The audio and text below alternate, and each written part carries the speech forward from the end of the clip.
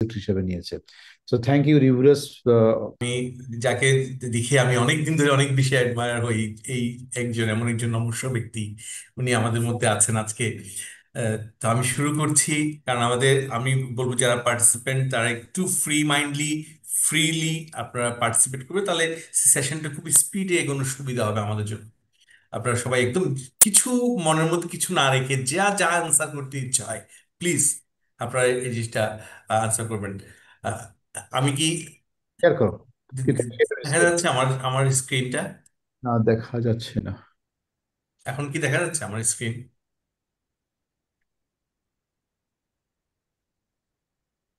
এখন দেখা যাচ্ছে আমার স্ক্রিনটা? হ্যাঁ স্যার। হ্যাঁ, হ্যাঁ। আজকে আমাদের এই জিনিসটা পুরোটাই একটা ওয়েব বেসড ইন্টারেক্টিভ সেশন। যদি কারো দেখতে অসুবিধা হয় একটু আমাকে জাস্ট বলবেন সময় মতো, নাহলে জিনিসটা আসলে বুঝতে আমি তো আসলে এখান থেকে বুঝতে পারবো না। সো প্রথমে স্টার্ট করি। দিস অ্যাবডোমিনোপেলভিক ইনজুরি বা অ্যাবডোমিনোপেলভিক ট্রমা, এটা অনেক সময় আন্ডার ডায়াগনোসড হয়, আনরিকগনাইজড থাকে, এবং this unrecognised under diagnosed injury May end up with the preventable death. This is a very much important dialogue. When we miss the injury, and this miss may end up with preventable death of a person, তখন হাউতাশ করা ছাড়া আসলে কিছু থাকে না। এবং আমরা অনেক সময় একেবারেই বোকা বনে যাই, কিরকমটা তো আমি ভালোভাবে ম্যানেজ করেছিলাম, কিন্তু কিভাবে কি হয়ে গেল এটা বুঝতে পারলাম না, কিন্তু রোগীটা মরে গেল। কিন্তু এটা হয়, এবং এটা অ্যাবডোমিনাল ইনজুরিগুলোতেই অনেক বেশি মাত্রায় হয়। সো আমরা যারা সার্জারিতে কাজ করি, সার্জারিতে ট্রেনিং করি, যে কোনো একটা high velocity road traffic accident, একটা হাই ভেলোসিটি ইনজুরি আসলেই সেটা ব্লান্ট ট্রমা, বিশেষ করে আপনার পেনিট্রেটিং ট্রমা, বুলেট ইনজুরিতে এটা ভুল হবে না। কারণ আপনি দেখছেন এটা এটা অ্যাবডোমেনের উপর দিয়ে যাচ্ছে, কিন্তু ভুলটা হবে আপনার রোড ট্রাফিক অ্যাক্সিডেন্ট, যেখানে কোথায় ফোর্সটা গেছে কেউ বলতে পারে না। অনেক সময় পেশেন্ট এবং পেশেন্টের বাই স্ট্যান্ডার্ডস কেউই হিস্ট্রি দিতে পারে না। আর একটা হচ্ছে যখন any blunt assault, mob assault এগুলো আসবে, তখন maximum time abdominal injury unrecognised হয়ে যায়, এবং এটা অনেক পরে গিয়ে আবিষ্কার হয়, and it may end up with preventable death. So, another important in mind, just keep in mind that injury involving the nipple line to perineum may involve the abdomen. আমি অনেক সময় ক্লাস নেওয়ার সময় যোগ করে আমার যে ফিফথ ইয়ার স্টুডেন্টকে জিজ্ঞেস করি যে লিভার কোথায় থাকে, লিভারটা কোথায় থাকে। তো তারা একটু অবাক হয়ে থাকে, লিভার কোথায় থাকে এটা আবার জিজ্ঞেস করার কি আছে। আমি বললাম যে, তো অনেকে বলে তো তুমি বলো, হ্যাঁ বলে লিভার অ্যাবডোমেনে থাকে।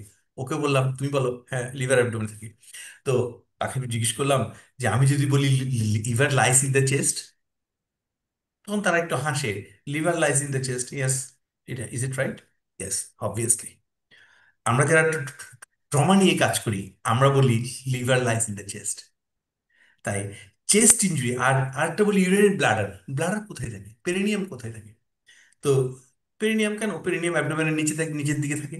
No, perineum may lies in the mid thigh, কারণ perineum level mid thigh level. ফলে any upper thigh injury, upper thigh blunt trauma, multiple trochanteric fracture may involve the bladder injury also, may involve the peritoneum injury as well. মানুষ পা ভেঙে গেছে এটা নিয়ে অনেক বেশি কনসার্ন থাকে, কিন্তু ভেতরে ব্লাডারটা ইনজুরি আছে কিনা, রেকটাল ইনজুরি আছে কিনা, পেরিনিয়াল ইনজুরি আছে কিনা, এটা মাঠ থেকে কিন্তু ঠিকই ছুটে যায়। তাই actually whole abdomen lies from mid chest to mid thigh, একদম mid chest to mid thigh. আমরা যারা ট্রমা নিয়ে কাজ করি, আমরা বলি abdomen lies from mid chest to mid thigh. এই জন্য any injury involving the lipid line to perineum may involve the abdomen. এর মধ্যে কোনো ইনজুরি অবশ্যই অ্যাবডোমেনকে, এই জিনিসটা আমাদেরকে খুব ইম্পর্টেন্ট একটা মেসেজ যে ট্রমাতে কাজ করার জন্য। When you realize this, see the epidemiology. The yearly prevalence is that 13% is a big deal.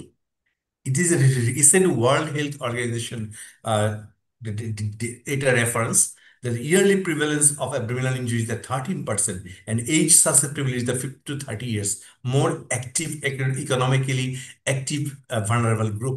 And mortality is about 10%, is so big one. And most injured organ is the spleen, liver, intestine. তবে এখানে আমি একটু দ্বিমত করি। এটা world health organisation data. তো আমি খুব ট্রাই করছি আমাদের বাংলাদেশ বেসিস কিছু ডেটা তৈরি করার জন্য, এবং এটা হয়ে যাবে, এটা খুব হয়ে যাবে। বাংলাদেশ বেস ডেটাতে আমার কাছে মনে হয়েছে much more solid organ injury is the liver injury, not spleen. Spleen injury আমাদের এখানে আমরা অনেক কম পাই, যত বেশি পাই লিভার ইঞ্জুরি। কিন্তু ইন্টারন্যাশনাল যে ডেটা ওটা বলে যে spleen injury is the 45 to 55%। কিন্তু আমার কাছে মনে হয়েছে liver injury is 45 to 55%, is spleen injury a bit less than 20%, like that. Intestine injury is a bit higher in our country. So এই ডেটা আমাদের দেশের বেসিসে যখন আমরা তৈরি করব, মনে হয় এই পিকচার চেঞ্জ হবে, এবং সেটা আমরা করব। এবং এটা করার জন্য আমি অলরেডি আমরা আমি চেষ্টা করতেছি, আশা করি করতে পারবো। তো এই এটুক নলেজ নিয়ে আমরা আজকে একটু একটা স্ট্যাটিস্টিক্যাল একটা ভিউ বলবো, নলেজ বলবো না, বলবো একটা স্ট্যাটিস্টিক্যাল ভিউ, একটা একটা আমাদের প্র্যাকটিক্যাল ভিউ নিয়ে আমরা এর পরের আজকে সেশন অবজেক্টিভটা তৈরি করতে চাই। After this end of this discussion, we will be able to identify the anatomic regions of the abdomen that are critical for the assessment of a trauma patient, and you will be able to discuss the risk for the abdominal and pelvic injury based on the mechanism of injury, and identify the patients who require surgical consultation and possible surgical intervention, and you'll be able to determine the appropriate diagnostic procedures that may appropriate diagnostic uh, procedures that may ascertain the injuries, uh, and also identify the challenges and conflict in the abdominal injuries, and formulate an acute management plan for abdominal and pelvic injuries and utilizing the case scenario.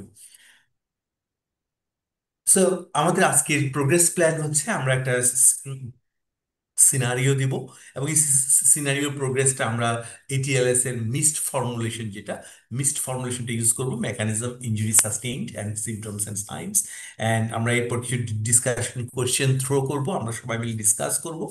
আর এরপর আমরা কিছু paraphrasing করার চেষ্টা করব, যে আমরা total যে discuss করলাম এটা এটা এটা আউটকাম নলেজটা কি।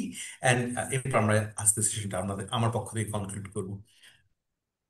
সো সবাই একটু, যারা যারা পার্টিসিপেন্ট, প্লিজ একটু এটা একটু পড়েন, যে mister 38 years old male sustained with a bus accident and was affected by blunt trauma to his left lower chest and left hip 3 hours back, and complaints of pain in the left chest and the left hip, and respiratory distress and no visible blood loss. He was speaking well, and blood pressure is 60 by 45 millimeter mercury. Heart rate is 60 per minute. Respiratory rate is 42 per minute, and bystanders took him to hospital with a taxi nearby. সবাই কি একটু পড়েছেন এটা? সবাই যদি একটু পড়ে থাকেন, আমি এবার পরেরটা দাগাই, আপনারা পাশে এই এই সিনারিওটা পাবেন, কিন্তু পিকচারটা একটু ভালো করে দেখে রাখেন। পিকচারটা পরেরটাতে পাবেন না, পিকচারটা একটু ভালো করে দেখে রাখেন। একটা একটা বেশ বড় একটা ব্রুইজিং, ব্রুইজ আছে, একটা অ্যাব্রেশন দেখা যাচ্ছে, একটা লেফট লোয়ার চেস্টে একটু সোলেন মনে হচ্ছে, এরকম একটা জিনিস। So for you, the first questions: what were the errors in the initial transfer support in this case? কেউ একটু বলুন প্লিজ।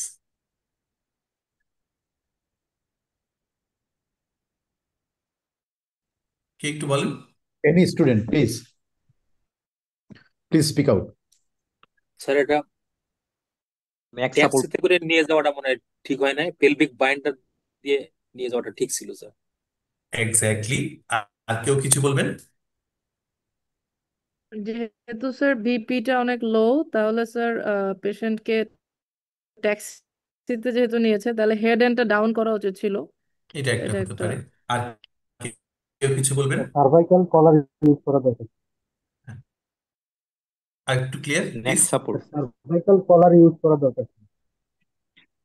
সার্ভাইকাল কলার ইউজ করা যেত। আর কিছু?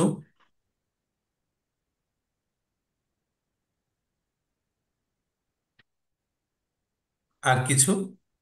হ্যাঁ, আপনারা আহ, যা যা বলেছেন সবই ঠিক। দ্যাট মিনস আমরা, আপনারা যা বলবেন আমি মোটামুটি এগুলোকেই প্যারাফ্রেজিং করব। আর হ্যাঁ, তাহলে ইনহেলেশনটা দিতে পারলে ভালো। অক্সিজেন ইনহেলেশন, এখানে একটা অক্সিজেন ইনহেলেশন দেওয়া যেত, এই ট্যাক্সি করে নেওয়া ঠিক হয় না, একটা অ্যাম্বুলেন্স কল করা যেত, একটা নেক সাপোর্টের জন্য একটা সার্ভাইকাল কলার দেওয়া যেত, আর একটা আইভি লাইন যদি সুযোগ থাকতো আশেপাশে একটা আইভি লাইন লাগিয়ে তারপর হসপিটালে নেওয়া যেত। এই তো। আর আমি বলবো আমাদের বাংলাদেশে এর কোনোটাই নেই, কারণ কেন আমাদের স্ট্যান্ডার্ড ইএমএস সার্ভিস আমাদের দেশে নাই। স্ট্যান্ডার্ড কোনো রেস্কিউ সার্ভিস বাংলাদেশে নাই।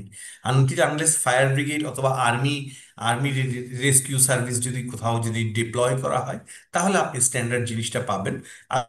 আদারওয়াইজ আমাদের বাংলাদেশের পিকচার এরকমই। এইসব ভুলগুলো আমাদের কমনলি হয়, খুব কমনলি হয়, যে আমরা কোনো না কোনোভাবে ট্যাক্সির মধ্যে নিয়ে গিয়ে নিয়ে চলে যাই, তাতে একটা একটা ইনকমপ্লিট ফ্র্যাকচার একটা কমপ্লিট ফ্র্যাকচারে পরিণত হয়। একটা পেশেন্ট উইদাউট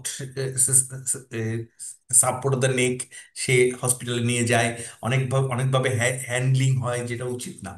সো আপনারা মোটামুটি আইডেন্টিফাই করতে পেরেছেন ডিউরিং ট্রান্সপোর্ট আমরা এখানে অনেকগুলো ভুল করেছি যেগুলো করা উচিত ছিল না। এই ধরনের একটা অসপি স্টেশন আপনাদের হয়তো থেকে যেতে পারে, সেজন্য আপনারা যে যে পয়েন্টগুলো এখন বলেছেন সেগুলো আপ টু পরীক্ষার হল পর্যন্ত মাথায় রাখবেন, একটা স্ট্যান্ডার্ড ট্রান্সপোর্ট সিস্টেম কি হওয়া উচিত। Next question, what are the problems here in this patient? এই পেশেন্টের কি কি প্রবলেম আপনি দেখতে পাচ্ছেন? Mention according to priority of the management. কেউ একজন আনসার। হাইপোটেনশন। স্যার পেশেন্টের রেসপিরেটরি ডিস্ট্রেস ছিল, সো হ্যাঁ, পেশেন্টের আবার একটা ব্রুইসও ছিল চেস্টে। সো হ্যাঁ, ইজ ইট ওপেন নিউমোথোরাক্স হর যদি টার্ন থাকে এবং সোয়েলিং আছে, রিফ্র্যাকচারেরও হিস্ট্রি থাকতে পারে, তো হ্যাঁ। সেক্ষেত্রে একটা 3 ওয়ে অকুলেসিভ ব্যান্ডেজ দেওয়া যেত কিনা? আর যেহেতু পেলভিক ফ্র্যাকচার আছে সেহেতু tranexamic acid, pelvic binder, patient is in shock না, এবং আমি বলছি হাইপি শুধু ফ্লুইড। প্রবলেম গুলো কি কি ছিল, আপনি শুধু একদম স্পেসিফিকলি প্রবলেমটা বলেন। এই পেশেন্টের প্রবলেম গুলো কি কি ছিল? Number two, what are the problems here in this patient mention according to priority of management? Patient can develop pneumothorax, pelvic fracture, and patient is in shock. Spleen injury, কোনটা? স্প্লিন injury, আর কিছু বলবেন? abdominal organ injury. Abdominal organ injury, আর কিছু বলবেন? Pneumothorax. আমি কিন্তু একটা লাইন লিখেছি ছোট করে, আপনারা যখন পরীক্ষায় আনসার করবেন, অস্পিতে আনসার করবেন, প্রত্যেকটা লাইন প্রশ্ন করবেন, কারণ অস্পি প্রশ্নগুলো আমাদের আমাদের অত্যন্ত সিনিয়র সার্জনরা করেন, সিনিয়র যারা একাডেমিক ফ্যাকাল্টিরা করেন, এবং একটা লাইন লিখে দিলে কিন্তু আপনাকে ওখানে ইন্ডিকেশন দেওয়া থাকে। দেখেন এখানে একটা লাইন লেখা আছে, mention according to priority of management. তা আপনারা যে প্রবলেমগুলো আইডেন্টিফাই করছেন ওটা ম্যানেজমেন্ট প্রায়োরিটি অনুসারে সাজিয়ে বলেন। first of all, pneumothorax. আচ্ছা, first of all Pneumothorax. Hypotension Pneumothorax, manage করতে, spleen হাইপোটেনশন ম্যানেজ করতে হবে আগে স্যার, যেহেতু রুগী আগে কথা বলতে আগে পারতেছে, ব্লিডিং, তার পেলভিক এয়ারওয়ে ফ্র্যাকচার, ক্লিয়ার আছে স্যার। আচ্ছা। পেলভিক স্টেবিলাইজেশন কারণ এখন বলে by E A B C D, প্রথমে কন্ট্রোল অফ দ্য ব্লিডিং তারপরে এয়ারওয়ে। হ্যাঁ, না, ওখানে তো বলছে no visible blood loss. exsanguinating hemorrhage নাই। এক্স্যাক্টলি, এখানে কোনো ভিজিবল হিমোরেজ নাই, ফলে আমি সিটা এখানে ওমিট করতেই পারি। আর স্যার যেহেতু রুগী কথা বলতে পারতেছে সেহেতু তার এয়ারওয়েটা ঠিক আছে। কথা বলতে পারলে যে এয়ারওয়ে ক্লিয়ার তা না ব্রিদিং কিন্তু। প্রবলেম আছে। হ্যাঁ, তার ব্রিদিং রেট এখানে 42, অনেক হাই ব্রিদিং রেট। ফলে আমাকে অ্যাডজাস্ট করতে হবে। আমাকে প্রবলেম আইডেন্টিফাই করতে হলে আগে airway should be checked. Yes, sir. So airway should be safeguarded and checked. Number one. Number two, এরপর আমরা ব্রিদিং মেকানিজমে যাব, কারণ breathing rate is so high. ফলে আমরা দেখতে পাচ্ছি লোয়ার চেস্টে একটা একটা ব্রুইজ অ্যাব্রেশন আছে। সো সো এবং ওখানে রিফ্র্যাকচার থাকতে পারে। তাহলে তাহলে আমার এরপর নজর দিতে হবে তার ব্রিদিং মেকানিজম ঠিক আছে কিনা। So breathing difficulties is the second problem here. And number three is the blood pressure. Patient is in shock. So blood pressure problem, that is number three problem, patient is in shock. And number four প্রবলেমটা কি? আপনার pulse rate কত পেয়েছেন? Pulse rate to Bradycardia. 60. So is it usual? No. Is it Heart- usual If in the shock patient is in patient? shock, then pulse Cardiac shock. should be more. Exactly. কারণ এটা severe Bradycardia. Blunt chest injury এখানে আছে এবং left sided blunt chest ইনজুরিও এখানে আছে। So it May associated with the cardiac Bradycardia injury also. component. Yeah, it's a bradycardia here. So পেশেন্টটা শক আছে with bradycardia. So it is not a usual shock. G sir. Cardiogenic Shock, shock. obviously shock, but not usual. So cardiac component may be there. Cardiogenic component may be there. So it's the fourth problem. And fifth problem কি? Pain in the যেহেতু left hip. left side এ injury, সেহেতু there is a possibility of injury of the Yeah. intra-abdominal organ Abdominal like organ injury spleen. is the fifth problem. For the sixth problem, Diaphragmatic injury. maybe diaphragmatic injury. So maybe the sixth problem. What is the seventh Left problem? colonic injury. Pelvic fracture. Pelvic fractures, কারণ আমরা বলছি heap জয়েন্টে ওখানে pain ছিল, maybe pelvic ফ্র্যাকচারও থাকতে পারে। So আমরা যখন বলবো তখন এটিএলএস যে যে ফিলোসফিটা মাথায় রেখে আমরা প্রবলেম আইডেন্টিফাই করব, যে রোগীটাকে যদি আমি প্রথমেই নজর দিই তার পা ভাঙা কিনা, প্রথমে নজর দিই তার স্প্রিন ইনজুরি কিনা, প্রথমে যদি নজর দিই তার ইন্টেস্টাইন ইনজুরি কিনা, তাহলে আমাদের পুরো ম্যানেজমেন্ট ফিলোসফি চেঞ্জ হয়ে যাবে। পুরো ম্যানেজমেন্ট ফিলোসফি আমাদের চেঞ্জ হয়েছে। আমরা এরকম করব না। আমরা প্র্যাকটিক্যালিও আমরা যখন দেখবো একটা পেশেন্টকে, এরকম খারাপ পেশেন্টকে, আমি তখন এটিএলএস যে ABCDE ম্যানেজমেন্ট সিকোয়েন্স, ওই সিকোয়েন্সটাকে আমরা মাথায় রেখেই প্রবলেম আইডেন্টিফাই করব। আমি প্রথমে দেখবো এতে কি প্রবলেম, দেন বিতে কি প্রবলেম, দেন সিতে কি প্রবলেম। সেরকম আমি কখনো জাম্পিং মেথডে যাব না। জাম্পিং মেথডে কখনো কখনো যাওয়া হয়, এটা আলাদা জিনিস। আমি প্রথম বলবো as a beginner, as a examinee, আমরা অলওয়েজ আইডেন্টিফাই করবো as per ATLS sequence.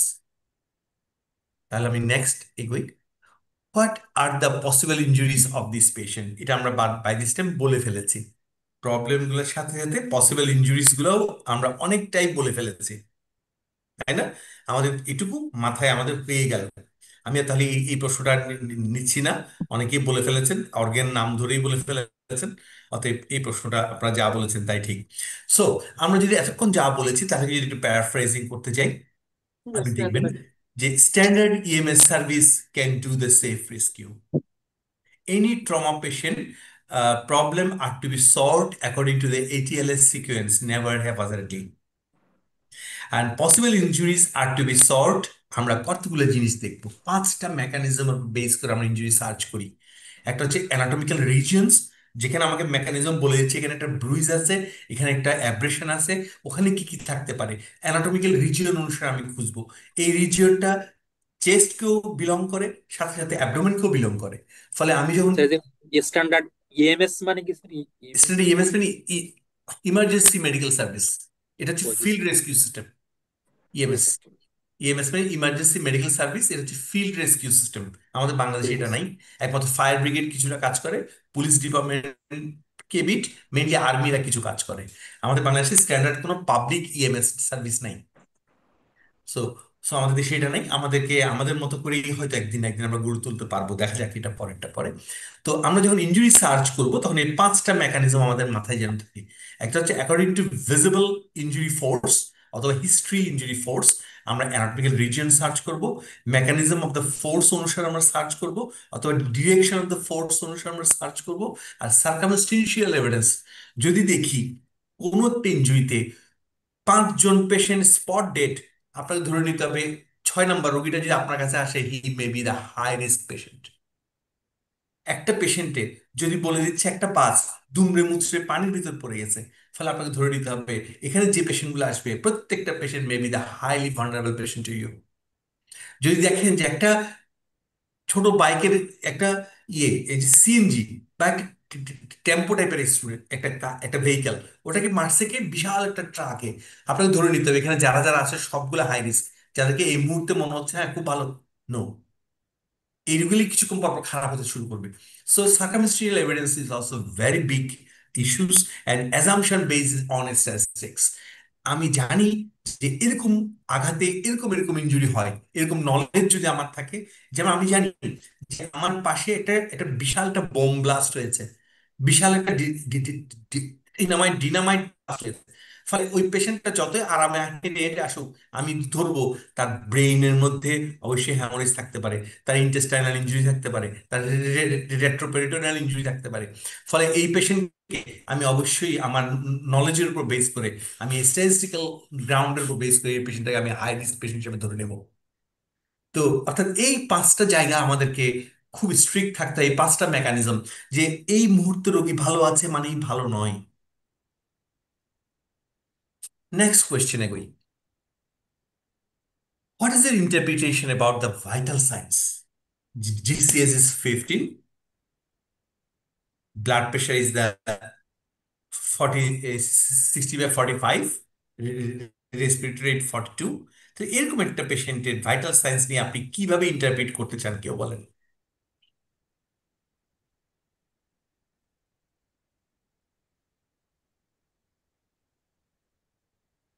Patient is in cardiogenic shock with maybe respiratory distress. Maybe cardiogenic shock. জি পেশেন্টকে রিভাইজ ট্রমা স্কোর অনুযায়ী আমরা হ্যাঁ হ্যাঁ, কি ভাইটাল বলছেন সাইনটা ইন্টারপ্রেট বলেন। রিভাইজ ট্রমা স্কোর অনুযায়ী আমরা রিভাইজ ইন্টারপ্রেট করব। ট্রমা স্কোর আপনি, reverse trauma.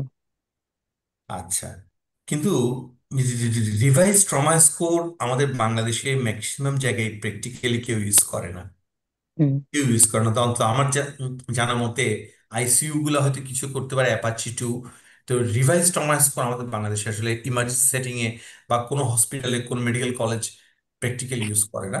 আপনি একটু প্র্যাকটিক্যালি কথা বলেন, এখানে প্র্যাকটিক্যালি কথা বলেন যে এরকম একটা রোগী আপনার কাছে এসছে, আপনি কি কি চিন্তা করবেন, কিভাবে ইন্টারপ্রিট করতে চান এই ভাইটাল সাইন্সকে।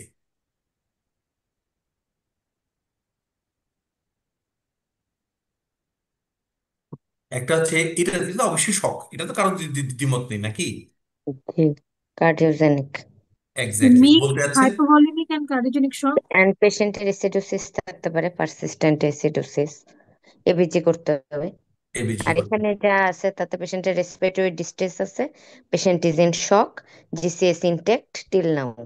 ঠিক না? এবং পেশেন্ট তাহলে আনস্টেবল। আপনার শখটাকে আপনারা তাহলে অনলি কি কার্ডিওজেনিক শখ হিসেবে বলতে যাচ্ছেন নাকি অন্য কিছু বলতে? Combined shock, না maybe neurogenic, cardiogenic with Hypovolemic shock. obstructive. patient is in, there is Obstructive a shock. hypovolemic, neurogenic and it could be cardiogenic. এটা তো cardiogenic shock অবশ্যই, তার সাথে pelvic fracture-এর মানে একটা পসিবিলিটি আছে। সো hypovolemic or hemorrhagic, তার সাথে নিউরোজেনিক শকও থাকতে পারে because patient is in pain. আমি আপনাকে অনেক বেশি Obstructive অ্যাপ্রিসিয়েট shock করতে ও চাই। থাকতে পারে। কম্বাইন্ড শক, হ্যাঁ বলেন, বলেন। Obstructive shock ও থাকতে পারে। অবস্ট্রাকটিভ শক কেন বলছেন? কারণ হার্ট রেট পেশেন্টের যেহেতু চেস্ট, লোয়ার চেস্ট ইনজুরি, কম্পোনেন্টের কথা চিন্তা করে হার্ট প্যাসিভ রেট, হেমোথোরাক্সের জন্য। হ্যাঁ। আসলে বিষয়টা হচ্ছে আপনারা যারা বলছেন সবই ঠিক, আপনারা যে একটা ওয়াইড রেঞ্জ চিন্তা করছেন, I am very happy with that. কারণ এই জাতীয় হাই ভেলোসিটি ইনজুরিতে যে ধরনের শক হয়, it combines each and every component of shock. Each shock. May combine every component, কারণ এখানে পেলভিক ফ্র্যাকচার আছে, হাইপোভলিমিক শক থাকতে পারে, স্প্লেনিক ইনজুরি থাকতে পারে, হাইপোভলিমিক শক হতেই পারে। এখানে যেহেতু আপনি দেখছেন upper zone injury, cardiogenic shock আছে, এটাও হতে পারে। ইভেন যেরকম high grade injury, spinal injury থাকতে পারে, ফলে নিউরোজেনিক শক হতে পারে। ডায়াফ্রাম ইনজুরি থাকতে পারে, সেখানে ডায়াফ্রামেটিক শক দ্যাট মিনস ডায়াফ্রামের কারণে পেশেন্ট মেবি রিভার্সাল শকও থাকতে পারে। Okay fine, that's it. এই জন্য যে কোনো হাই ভেলোসিটি ট্রমাতে এখন বর্তমানে শককে কখনো একটা কম্পোনেন্টে ডিফাইন করা হয় না। যেমন আধুনিক যেগুলো ট্রমা বুক আপনারা যেগুলো দেখবেন, টেক্সট বুকগুলা, বিশেষ করে আমেরিকান টেক্সট বুকগুলা, কারণ ট্রমাতে আসলে এখন সবচেয়ে ভালো টেক্সট বুক হচ্ছে আমেরিকান আমেরিকান রিজিয়নের টেক্সট বুকগুলা। ওখানে ওনারা সবসময় একটা নতুন টার্মিনোলজি ইন্ট্রোডিউস করতে চাচ্ছে, এটা হচ্ছে ট্রমা শক।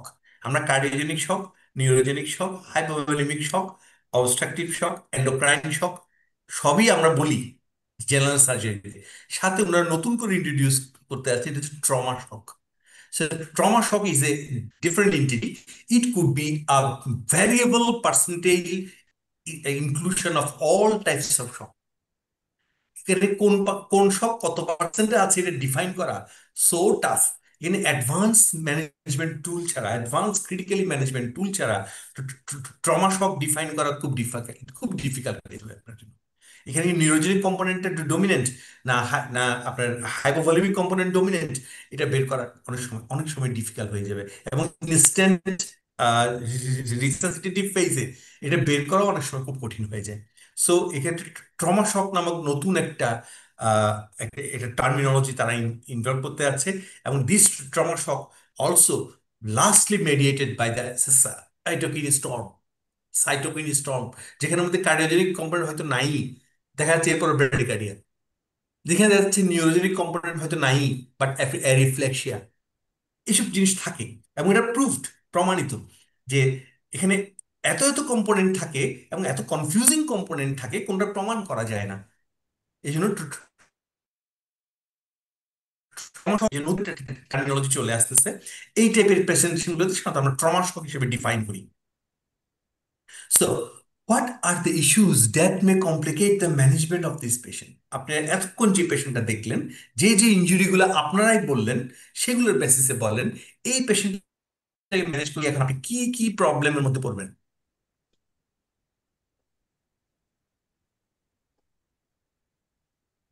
অর্থাৎ এই করলে পেশেন্টের এই করতে আইনত। পারবো না, এই থাকলে ওই করতে পারবো না, এরকম করে বলতে থাকেন।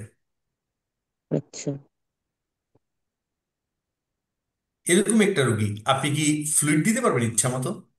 স্যার না, এটা যেহেতু কার্ডিওজেনিক ওভার শক আমরা সাসপেক্ট করতেছি স্যার, সেহেতু এটা তো ফ্লুইড দেওয়া যাবে না বেশি। তাছাড়া এক্স্যাক্টলি। কার্ডিওজেনিক শক স্যার আমরা তাহলে পেরিফেরি ভেন্টিকুলার হাইপোভলিমিক যে গুলোতে করে ম্যানেজ করতে পারবো। কম্পোনেন্ট, এটা ম্যানেজ করবেন কিভাবে? Permissive hypotension. অ্যাড্রেনালিন নরেট দিতে হবে স্যার। আচ্ছা, এখানে আবার জি, নরেট দিলেই যে আপনি যে রেসপন্স সেটা আপনি কিভাবে শিওর হবেন? কারণ যেহেতু যে নিউরোজেনিক কম্পোনেন্ট থাকে। ডিনামিক ফ্লুইড রেসপন্সটা দেখবো আমরা স্যার। ইয়েস, তা ফ্লুইড রেসপন্স, কার্ডিওজেনিক কম্পোনেন্ট যদি স্যালাইন দিয়ে লার্জলি দিবো। থাকে, এখানে ফ্লুইড রেসপন্স কাজ নাও করতে পারে, নো রেসপন্স শো করতে পারে, তারপর কি করবেন? So this are the great challenge this type of blunt trauma patient. এগুলো সাধারণত পেনিট্রেটিং ট্রমাতে আপনি পাবেন না। আজকের এই সিনারিওটা আমি ব্লান্ট ট্রমা দিয়ে সাজিয়েছি এই কারণেই, এটা কিন্তু আমার ওয়ার্ডেরই রোগী, নিজে থেকে দেখার রোগীটাকে তুলে দিয়েছি আপনার জন্য। এবং দেখেন, এখানে আমরা প্রতিনিয়ত প্রত্যেকটা মেডিসিন চিন্তা করছি, এটার এগেনস্ট পয়েন্ট এসে হাজির হয়। প্রত্যেকটা ফ্লুইডের কথা চিন্তা করছি, এটার এগেনস্ট পয়েন্ট এসে হাজির হয়। প্রত্যেকটা ম্যানেজমেন্ট ট্রেন্ডের কথা চিন্তা করছি, এটার এগেনস্ট পয়েন্ট এসে হাজির হয়। আপনি দেখেন, কার্ডিওজেনিক শকের জন্য আপনি হাইপোভলিমিক শককে ইফেক্টিভলি মেনটেন করা ডিফিকাল্ট, আবার নিউরোজেনিক শকের জন্য আপনি আদৌ এটা কি কম্পোনেন্ট সেটা বোঝাটাই ডিফিকাল্ট। এইভাবে যার প্রেসিডেন্ট রিফ্লেক্স ঠিক মতো কাজ করে না, রিফ্লেক্সিয়া হয়। ফলে this are the great change, that means here the neurogenic component, cardiogenic component, as well as humoral component, and also cytokine and bradykinin component, or the neurohumoral component বলি আমরা কমাইলি। neurohumoral component, cardiogenic component, and hypovolic component are very difficult to approach in this type of critical cases. So এই complication, এই তিনটা major issue আপনার এই কমপ্লিকেশনটা জুড়ে আপনাকে almost পাগল বানিয়ে ফেলবে, এবং অলমোস্ট আপনাকে আপনাকে ব্যাকফুটে ঠেলে দিবে প্রতি মুহূর্তে। তাহলে আমরা যে চ্যালেঞ্জগুলো ফেস করবো এই রোগীর, এগুলো হচ্ছে the factors that may complicate this abdominal trauma situation are the immune system response, that means neurohumoral response, cardiovascular system response, neuroendocrine system response, respiratory system response, renal and adrenal system response, as well as infection components. এই 6টা component আপনাকে great challenge ছুড়ে দিবে আপনাকে প্রতিনিয়ত এরকম একটা high velocity blunt trauma abdomen manage করতে গিয়ে। এটা কি আপনারা স্বীকার করেন? জি sir. Exactly. So, again, scenario progress now. Nose and mouth were clear. আমরা এক্সামিন করে দেখলাম যে nose and mouth clear, no bladder flow. Oxygen আমরা দিলাম 8 litre with mask, highest oxygen দিলাম। SpO2 was 78%. SpO2 আর উঠে না। Glasgow Coma Scale is still 15 to 15, and respiratory rate is not improving, is a 42 again, and blood pressure is not improving. So in this scenario, what to do next? কি করতে চান? I will again examine the chest for breathing difficulty. Why are they? Yes, yes. আপনারা যারা participant আর কেউ অন্য কিছু বলতে চান? এটা পেরিকার্ডিয়াল আমরা কি সেন্টেসিস ট্রান্সলেট দিতে পারি? না করলে কি স্যার ইয়ে হবে স্যার? কোনটা? পেরিকার্ডিয়াল সেন্টেসিস যদি না করা হয় তাহলে স্যার কি ওর আমরা কি এখনো বের করেছি যে এখানে কার্ডিও ট্যাম্পনের আছে? আমরা এটা আমরা এখনো আমরা বের এটা করিনি। পেশেন্টের তো ওপেন নিউমোথোরাক্সও থাকতে পারে, দেয়ার ইজ এ ব্রুইজ। হ্যাঁ, একজন বলছেন ওপেন নিউমোথোরাক্স, কিন্তু আমার যে পিকচারটা দেখেছেন ওই পিকচারটা কি শুধু ব্রুইজিং আছে, কেন ওপেন নিউমোথোরাক্স ভাবছেন আপনি? এটা তো কোনো ওপেন উন্ড না। হ্যাঁ, বাট পেশেন্টের সোয়েলিং ছিল ওই সাইডে, হ্যাঁ, রিব সোয়েলিং ছিল, ব্লকেজ বাট থাকতে সোয়েলিং পারে, so it doesn't could miss be the there open is a pneumothorax. Tension pneumothorax হতে পারে। টেনশন নিউমোথোরাক্স হতে পারে, এক্স্যাক্টলি। তাহলে শব্দটা হচ্ছে tension pneumothorax, not open pneumothorax. Hmm. আমাদের এক্স্যাক্ট, এটা থাকতে স্যার পারে, দুইটা এটা জিনিস আমি আপনার সাথে এক্সপ্লেন একমত। করতে হবে, একটা হচ্ছে টেনশন নিউমোথোরাক্স আর একটা হচ্ছে কার্ডিয়াক টেম্পোনেন্ট। এই দুটা হ্যাঁ, জিনিস টেনশন নিউমোথোরাক্স হতে পারে, কার্ডিয়াক ট্যাম্পন হতে পারে। তাহলে আপনি কি ম্যাসিভ করতে চান? হিমোথোরাক্স তো হতে পারে। হেমোথোরাক্সও হতে পারে। তাহলে আপনি এখন কি করতে চান? হেমোনিউমোথোরাক্সও তো হতে পারে। আমরা উনি লিনিয়ার ফাস্ট করবে। ডিকম্প্রেশন করতে পারি, হ্যাঁ, আমরা অসকালটেট করে দ্যাট মিনস তারপর ডিকম্প্রেশন করতে পারি। আমি আপনার সাথে একমত পোষণ করি যে আমরা তাহলে এবার এয়ারওয়ে বাদ দিয়ে ব্রিদিং চেক করব। আমি আপনাকে শুধু যারা এখানে পার্টিসিপেট করছে তাদের একটা কথাই বলতে চাই যে আপনি যখন এটিএল এর সিকোয়েন্সের মধ্যে স্ট্রিক্টলি অ্যাডায়ার থাকবেন, কোনো কিছু মিস হবে না, কোনো কিছু মিস হবে না। আপনি অবশ্যই এরপর বি, এরপর অবশ্যই বি, সি তে আমি যাব না, বি তেই থাকবো। এরপর বি শেষ না করে সি তে আমি যাব না। স্ট্রিক্টলি এটিএলএস এর মধ্যে থাকেন, দেখবেন আপনার ইনজুরি আইডেন্টিফিকেশন হয়ে যাবে, রোগী বেঁচে যাবে। তাহলে আমি এবার বি দেখতে চাই, তাই তো? Exactly. So examine the chest for breathing, তাই তো? আমরা চেস্ট Yes, sir. এক্সামিনেশন করতে চাই। তাহলে চেস্ট এক্সামিনেশন করে আমরা পেলাম কি? Breath sound in absent on the left chest from nipple line to below. Nipple line থেকে নিচের দিকে কোনো ব্রেথ সাউন্ড নাই। আমি বি তে জাম্প করলাম, দেখলাম যে চেস্ট এক্সামিন করে কোনো ব্রেথ সাউন্ড পাচ্ছি না নিপেল লাইনের নিচ থেকে। তাহলে এরকম একটা, এখন এটার যে ইয়েটা আপনারা সবাই স্ক্রিনটা পাচ্ছেন, দেখতে পাচ্ছেন? জি Yes, স্যার। sir. হ্যাঁ, এখন দেখেন এই পেশেন্টের ভিডিও ক্লিপটা দেখেন, আপনার কাছে কি মনে হয়? There is Trial movement chest, of trial the chest. chest. এটা কিন্তু এই পেশেন্টেরই ভিডিও, এটা এই পেশেন্টেরই ভিডিও। আপনাকে যে পেশেন্ট দেওয়া হয়েছে আমার ওয়ার্ডের রোগী, এটা তারই ভিডিও, একদম লাইভ ভিডিও। আপনারা কি দেখেছেন নাকি আবার দেখবেন? স্যার আবার আবার দেখি দেখি। স্যার।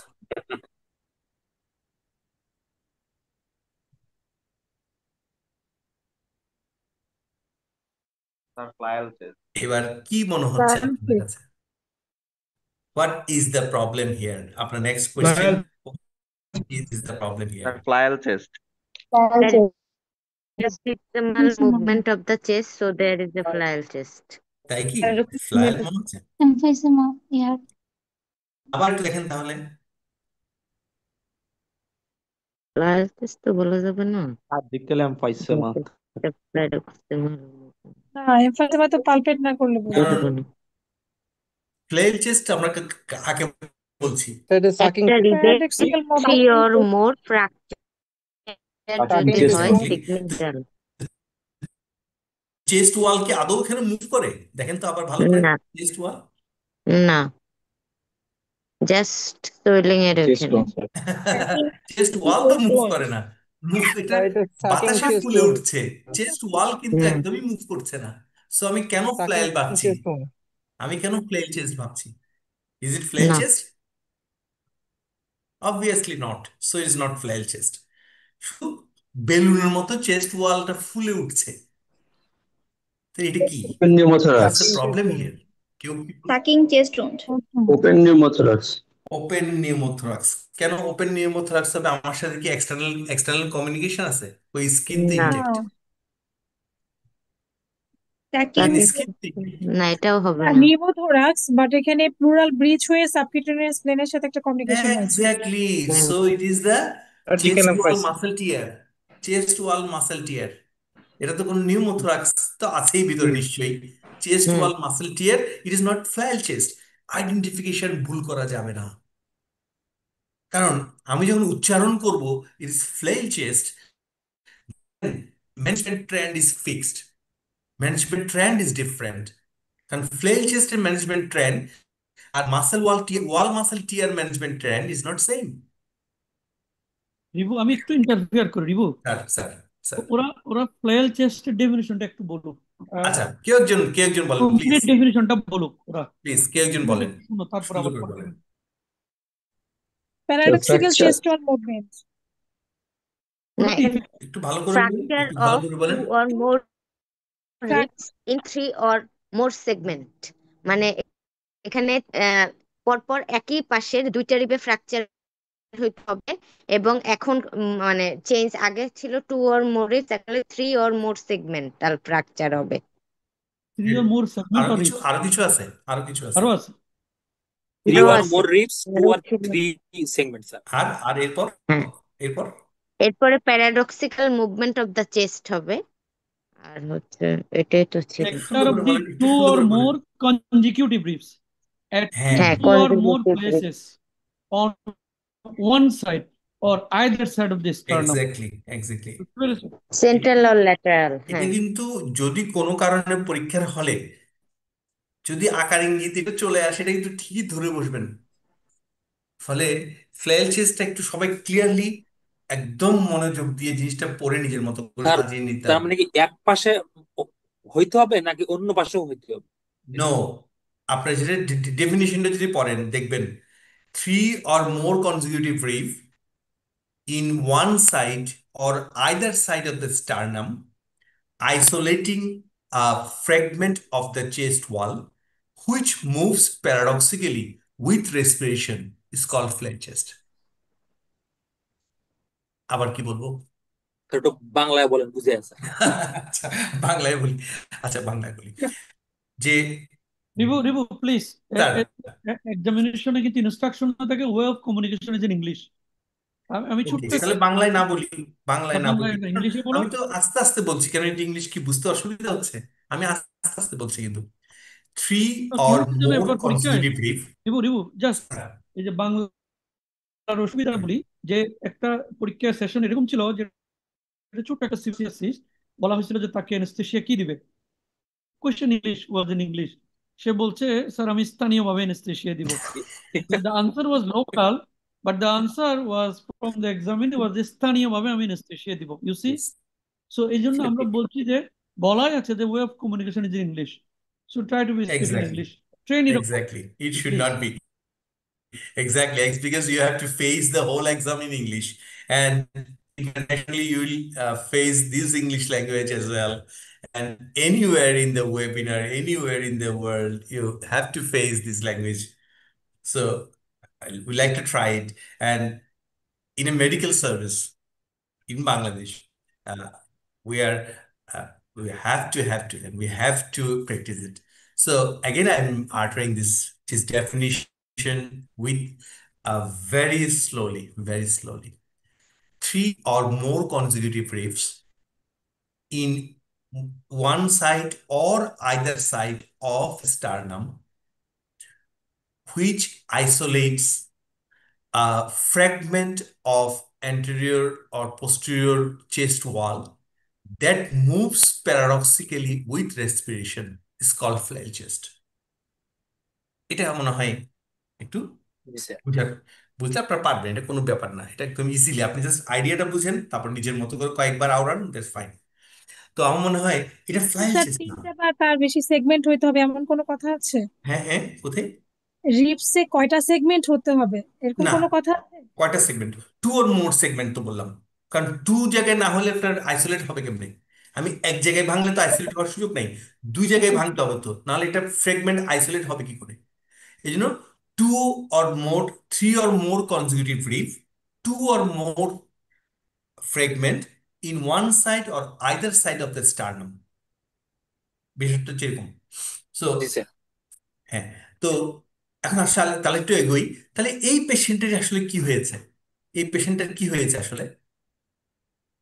কারণ কি হয়েছে এটা বুঝতে না পারলে কিন্তু আমি পরবর্তী জায়গাগুলোতে আর আগাতে পারবো না, ঝামেলা হয়ে যাবে মানে তখন। এখানে তো ওই যে প্লুরাল ব্রিজ হয়ে সাবকিউটারাস লেভেলের সাথে একটা কমিউনিকেশন তৈরি হয়েছে হ্যাঁ, muscle tear. Muscle wall muscle tear হয়েছে, is not flail chest, wall muscle টিয়ার।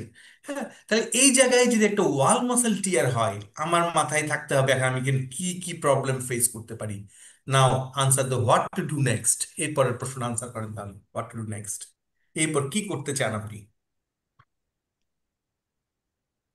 আমি ঠিক এই আপনি এই অবস্থায় দাঁড়িয়ে আছেন, আপনি ব্রেথ সাউন্ড চেক করছেন, ব্রেথ সাউন্ড চেক করে দেখলেন যে নিপেল লাইন টু বিলো কোনো ব্রেথ সাউন্ড নাই, এবং পুরো চেস্ট এক্সামিনেশন করতে গিয়ে দেখলেন যে লেফট সাইডে ওয়াল টাইপের বেলুনের মতো ফুলে উঠছে, it could be muscle tear inside. আপনি নাও at this moment what do you want to do? So first of all, I will palpate the chest for the any emphysema, surgical emphysema. হলো ওই বাদ, এতে কি লাভ হবে আপনার? Whether it is spreading or not, হ্যাঁ, then I need to, whether it is spreading or not, এতে or কি it is লাভ হবে? localized. এতে So কি I লাভ need হবে? to decompress if it is spreading. তাতে কি, তাতে কি আপনি I এটা need to spreading A give হলো, water তাতে seal কি? drainage in that area. হ্যাঁ হ্যাঁ, Water seal drainage I need to give at exactly. first. তাহলে আপনি যে জানতে চান যে এটা যদি স্প্রেডিং হয় তাহলে আপনি একটা ওয়াটার সিল ড্রেন ইউজ করতে চান, আদারওয়াইজ আপনি ওয়াটার সিল ড্রেন ইউজ করবেন না। যদি স্প্রেডিং না হয়, আমি বললাম যে স্প্রেডিং হচ্ছে না, তাহলে আমি কি ওয়াটার সিল ড্রেন দিব না? দিব স্যার। দিব, দিব স্যার, দিব। সেক্ষেত্রে আমাকে চেস্ট ওয়াল মাসেল ইনজুরি এটা রিপেয়ারও করতে হবে। এক্স্যাক্টলি, এটা রিপেয়ার করতে হবে। তো এটা আমি এই মুহূর্তে অ্যাকচুয়ালি কি করতে পারি? যদি Yes. আমি মেডিকেল কলেজ এনভায়রনমেন্টে কাজ করি, আমি একদম খুব রুরাল সাব সেন্ট্রাল লেভেল না হয়, তাহলে আমি এটা কি করব? একটা এক্সরে অর্ডার করব না? জি স্যার। Sir, ডেফিনেটলি একটা এক্সরে অর্ডার করব, যদি আমার সুযোগ থাকে। আমি এক্সরের জন্য বসে থাকবো না, বাট এক্সরে অর্ডার তো করব, ডেফিনেটলি একটা এক্সরে অর্ডার করব। সো আমার নেক্সট এক্সরে হচ্ছে ask for any x-ray, chest x-ray AP view, it is not PA view. আমরা জানি যে আমরা সাধারণত চেস্ট এক্স-রে যেগুলো দিই ওগুলো সব কিন্তু চেস্ট এক্স-রে পিএ ভিউ, কিন্তু আমরা ট্রমাতে করি অলওয়েজ এপি ভিউ। এটা আপনারা মনে রাখবেন, কোনোভাবে যাতে ভুল না হয়, যে আমরা ট্রমাতে always AP view. And install 2 wide bore cannula. যেহেতু আমি পরবর্তী জায়গায় আমি জাম্প করব, চেস্ট ম্যানেজমেন্টে যাব, আমাকে অবশ্যই আইভি ক্যানুলা লাগিয়ে নিতে হবে। 2 wide bore IV cannula and apply heart solve judiciously. আমি বলেছি এখানে কার্ডিয়াক ফাংশন ইজ কম্প্রোমাইজ, কিন্তু আমি হার্ট সলটা তো লাগিয়ে রাখতে হবে। কতটুকু দিব পরে দেখা যাক, কিন্তু আমি হার্ট সলটা ইনস্টল করব। Blood should be ড্রন for CBC grouping, ABG and CBG. আপনারা বুঝছেন, এইটা হচ্ছে ইনিশিয়াল স্টাডিং ম্যানেজমেন্ট, একটা স্যার ইনিশিয়াল স্যার বলেন। এপিভিউ এর ব্যাখ্যাটা একটু, এপিভিউ করলে সুবিধা কি স্যার? এই প্রিভিউ করলে আপনি দেখেন, আপনি তুমি মেশিন বলো না, ওরা কোথায় বলুক, থাকে, প্লেট কোথায় ট্রেনিংটা থাকে। বলুক না, আপনারা কেউ বলেন, কেউ একজন ওরা কেউ বলুক একজন এক্সপ্লেন রিভিউ করে দেন। মানে ফ্র্যাকচার গুলা বোঝা যায় এপি ভিউতে, আর লাংসের কন্ডিশন হচ্ছে পিএ ভিউতে। না, আমি বলতে চাচ্ছি যে ট্রমাতে রিভিউটা আমরা কেন করছি, এটা কি কেউ একটু সুন্দর করে বলবেন? পিএ ভিউতে পেশেন্টকে দাঁড়াতে হয়, হ্যাঁ, যদি আর পেশেন্ট এপি শুয়ে থাকে তাহলে কি হয়? ভার্টেব্রাল বডি শ্যাডো এসে ভিউ শুয়ে থেকে করা যায়। যদি পেশেন্টটা শুয়ে থাকলে কি অসুবিধা? শুয়ে থাকলে কি পিএ ভিউ করা যাবে? না, শুয়ে থেকে পিএ ভিউ না করা স্যার, যায়। কেন যাবে না?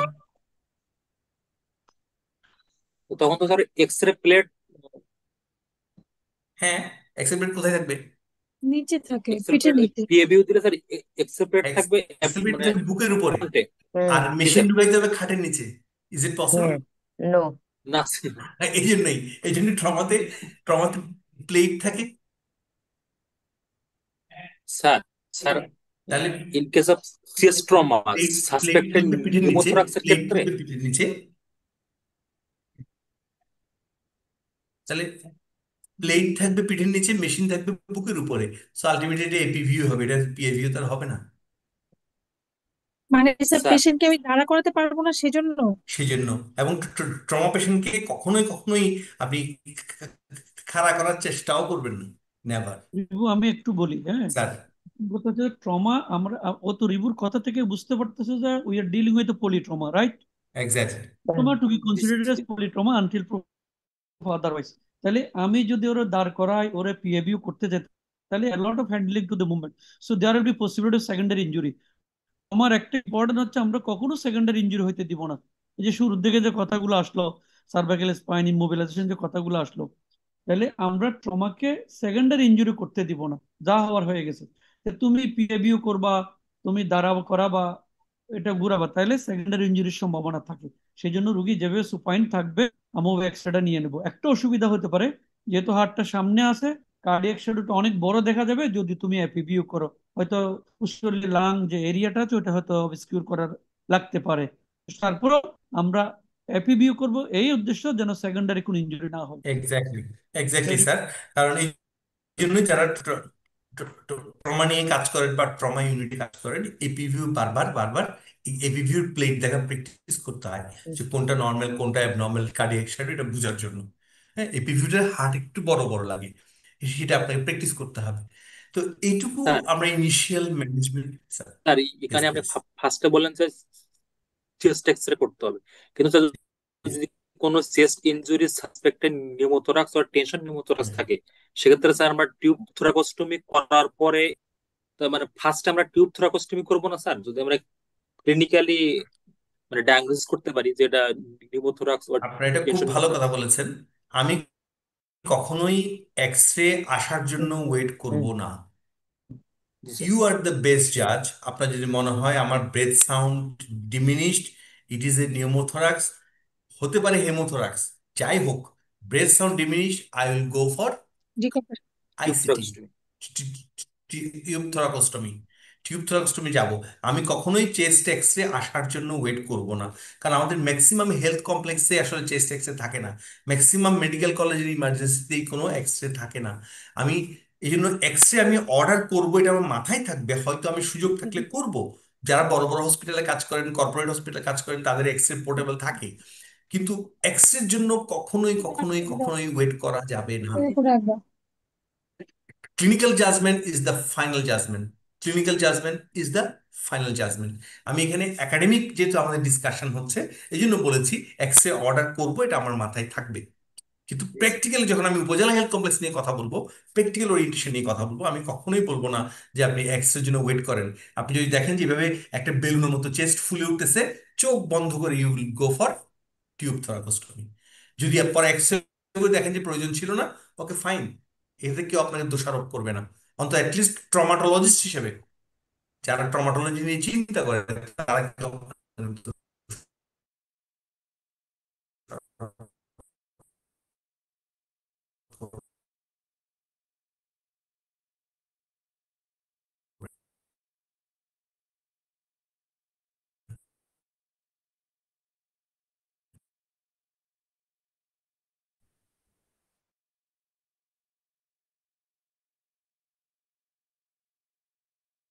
না।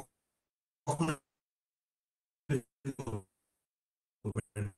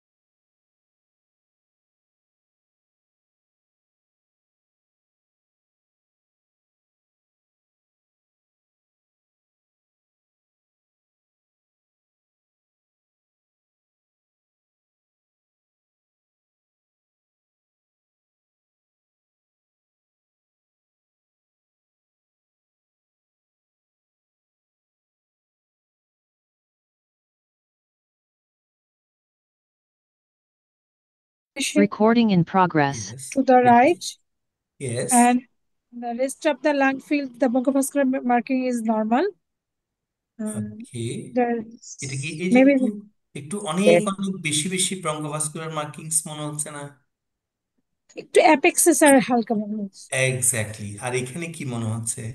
There is a soft tissue swelling. Soft tissue swelling আছে, That দেন এটা 25 mm. কিছু রিফ্র্যাকচার আছে মনে হচ্ছে 5, 6, 7. এক্স্যাক্টলি। নাও এই পেশেন্টকে আপনি অ্যাজ পার এটিএলএস প্রোটোকল আর কিভাবে কনফার্ম করতে পারেন? এই এই কেসটা আপনি আর কিভাবে এখন এই মুহূর্তে মাথায় আপনার আর কি আসতে পারে? আর কেউ এখানের সাথে নতুন কিছু অ্যাড করবেন? কেউ নতুন কোনো কাজ ফাইন্ডিং অ্যাড করতে করতে পারি চান? পেরিকার্ডিয়াল টেম্পোনেন্ট দেখার জন্য ফার্স্ট। ই ফার্স্ট, ইয়েস ফাইন, আমরা এখানে ই ফার্স্ট হেল্প নিতে পারি, বেড সাইড আল্ট্রাসাউন্ডের হেল্প নিতে পারি আমরা। আর কি করতে পারি? সবার আগে আমি চেস্ট ড্রেন দেব। চেস্ট ড্রেন দিব।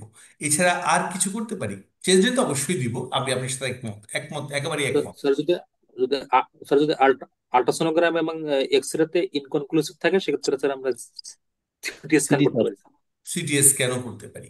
ওকে ফাইন, সো আমাদেরকে আল্ট্রাসাউন্ড করতে পারি, এক্সরে করতে পারি, কিন্তু আপনাদের কি মনে আছে যে এটিএলএস অ্যাডজাংক্টস এর মধ্যে কিছু কাজ করতে হয়? হ্যাঁ, এগুলি কি কি? মানে adjunct to primary survey, catheter, NG, cannula, ট্রাকজিন, এক্স্যাক্টলি, সো পেলভিক এনজি দিতে বাইন্ডার, হয়, ফলিক ক্যাথেটার দিতে পালস হয়, পালস আমি যদি অক্সিমিটার দিতে কিছু হবে, সেন্ড পালস করবো অক্সিমিটার। ফর সিবিজি, পালস এফজি। অক্সিমিটার দিতে হয়, ফাইন, তাই না? তো আমরা তাই করি, জি স্যার। আমরা তাই করি। So what is the interpretation? আপনার ইন্টারপ্রিটেশন করছেন, তাহলে আমরা এই যে বললাম যে like to do anything to confirm, আমরা এটিএলএস এর অ্যাডজাংসে কিছু জিনিস বলা আছে, এগুলো দিলেও কিছু কিছু জিনিস কনফার্ম হয়ে যায়। সেটা স্যার কিভাবে এখানে আমার দিবেন? আরেকটা ফাইন্ডিং মনে হচ্ছে ডায়াফ্রাগমেটিক ইনজুরি হতে পারে, যেহেতু হ্যাঁ, ডোম অফ দি লেফট ডোমটা একটু হাই আপ, লেফট লোবটা ডায়াফ্রাম অনেক হাই আপ, একটু না বলবো অনেক হাই আপ। অনেক হাই আপ। তাহলে এটা কনফার্ম করার জন্য আপনি কিছু করতে পারেন? কি ইনজুরি? এটা আরো কিছু করতে পারেন এটা কনফার্ম করার জন্য? এই যে এটিএলএস বললাম, অ্যাডজাংক্ট কিছু কাজ করতে হয়, এনজি টিউব দেব। এনজি টিউব দিতে হয়। তাহলে আমরা একটু এনজি টিউবটা দিই তো, দেখি কি অবস্থা। জি স্যার। এই যে হ্যাঁ, এখন কি দেখছেন? yes, that is a herniation. এখন কি দেখছেন? Diaphragmatic hernia, Traumatic injury. Yes. Sorry দেখেন ডায়াফ্রাগমেটিক আপনার যে আপটার। ট্রাকিয়াল ডেভিয়েশন ছিল ওটা অনেকটা কারেকশন হয়ে এসছে, লাংটা একটু এক্সপান্ড হয়ে এসছে, কিন্তু এনজি টিউব কোথায় চলে গেছে? চেস্টে। Towards chest. সো এখন আপনি আপনার ডিরেকশন অফ থিঙ্কিং চেঞ্জ করতে চান কিনা? জি স্যার, কারণ স্যার এটা স্যার কনফার্ম না করে স্যার টিউব থ্রাকোস্টমি করা যাবে না sir. Exactly. Sometimes tube thoracostomy may be disasters in case of blunt trauma abdomen. আমি এই মেসেজটা আপনাকে দিতে চাচ্ছিলাম, যদিও কিন্তু আমি স্যার আপনাকে বেলুনিং কনফিউজ এ কি করতে চাই হবে না, স্যার? আমি আপনাদেরকে কনফিউজ করতে চাই না। অ্যাজ পার বিগিনার রুল, আমরা যদি নিউমোথোরাক্স পাই বা ব্রেথ সাউন্ড ডিমিনিশ পাই, ব্রেথ সাউন্ড অ্যাবসেন্ট পাই, will go for, definitely will go for tube thoracostomy, এতে কোনো ভুল নাই। কিন্তু this is a special case, blunt trauma abdomen is very dangerous. এখানে এত এত জিনিস থাকে, এত এত জিনিস আপনাকে কনফিউজ করে ফেলবে সামটাইমস। এরকম একটা এক্সাম্পল আজকে আপনাদের সামনে হাজির করলাম, নাথিং এলস। এটা নিয়ে আবার আপনি এটাকে আবার গোল্ডেন রুল মনে করেন না। তবে আমরা চেস্ট স্যার টিউব, স্যার এরকম একটা কেস স্যার আমরা গত 1-1.5 মাস আগে একটা পেয়েছিলাম। আমার জুনিয়র তো চেস্ট ড্রেন দেওয়ার জন্য সবকিছু আনছে, পরে আমি এক্সরে দেখে স্যারকে ফোন দিয়েছিলাম, তখন বললাম স্যার এটা তো মনে হচ্ছে সমস্যা, এক্স্যাক্টলি। পরে তাহলে স্যার এইটাকে এটা চেস্ট ড্রেন দেওয়া হয়নি। এটাকে যদি আপনি সরাসরি দিয়ে দেন, চেস্ট টিউব দেন, you may enter the chest tube in the inside the abdomen, abdomen stomach stomach ফুটা স্যার করে চলে যাবে। বেলুনিং অফ দি চেস্টে কি হবে তাহলে স্যার? বেলুনিং যে হলো, কোনটা? বলছি স্যার বেলুনিং একটা ভিডিও যেটা দেখালেন যে ballooning of the lower chest. হ্যাঁ, লোয়ার চেস্ট মানে ফ্ল্যাল চেস্ট না। আমার আইসিটি আছে, patient Glasgow coma scale 15/15, I can wait for NG tube also, তাই না? আর গ্লাসোকোমা স্কেল 15/15 আছে, পেশেন্ট এখনো স্পিকিং, ফলে আমি এনজি টিউব দিতে আর কতক্ষণই বা লাগে? হাফ মিনিট সময় লাগে। সো হাফ মিনিট আমি দিয়ে দেবো, অসুবিধা আছে? I need to prioritize NG tube before ICT. Exactly. ICT দেওয়া যদি এরকম সাসপিশিয়াস এক্সরে থাকে আপনার কাছে, বা এক্সরে নাও থাকে আপনার কাছে, একটু এনজি টিউবটা দিয়ে নেওয়াটা আমার মনে হয় sometimes life saving in case of high velocity injury, sir sometimes high তাহলে কি আমরা ভ্যালোসিটি। এনজি টিউব দেওয়ার পর আরেকটা চেস্ট এক্সরে করব? সেটা যদি আপনার সুযোগ থাকে আপনি করেন, সেটা সুযোগ থাকলে আপনি কেন করবেন না? অবশ্যই করবেন। যেহেতু আমরা পরীক্ষার একটা প্রিপারেশনের কথা বলছি এখন এই মুহূর্তে, সেক্ষেত্রে এনএসডিউবের পর আমি অবশ্যই এক্সপেক্ট করেছি, এবং করার পর ঠিক এই পিকচারটাই আমি পেয়েছি আপনার জন্য। এবং এটা কিন্তু আমার চোখ খুলে দিয়েছে, একেবারেই চোখ খুলে দিয়েছে। তাহলে এটাকে আমি এখন কি বলতে চাই? What is your interpretation about the chest x-ray now? So diaphragmatic injury. Diaphragmatic injury and herniation. Exactly, Oh, diaphragmatic injury and herniation of the stomach. writing herniation. So, do you like to do anything for further confirmation? না If আর এখন আপনি আর কিছু করতে চান কিনা? Confirmation করার জন্য আর কিছু করতে চান কিনা? chest CT. হ্যাঁ, কিছু বলবেন? CT scan of chest, sir, city scan of chest and abdomen. Only chest করলে কি হবে আপনার? চেস্ট অ্যাবডোমেন পেলভিস চেস্ট একটা করলেই হবে কি, আর কিছু করতে হবে সিটিটা না? আমি এটা abdomen diaphragmatic pelvis. injury car injury? Is it only injury to chest? Abdomen also. Abdomen also. So why not CT scan of abdomen? Yes, sir. Exactly. So আমরা এখন সেই বিতর্কে যাওয়ার আগে এবার একটু বলেন, what are your initial therapy for this patient now? এই পেশেন্ট আপনি ডায়াফ্রামেটিক ইনজুরি পেলেন, চেস্ট ইনজুরি পেলেন, ইন্টারঅ্যাবডোমিনাল ইনজুরিও থাকতে পারে কারণ স্টোমাক হার্নিয়েশন পর্যন্ত হয়ে গেছে। সো এখন আপনি ইনিশিয়াল থেরাপি কি দিতে চান এই পেশেন্টের?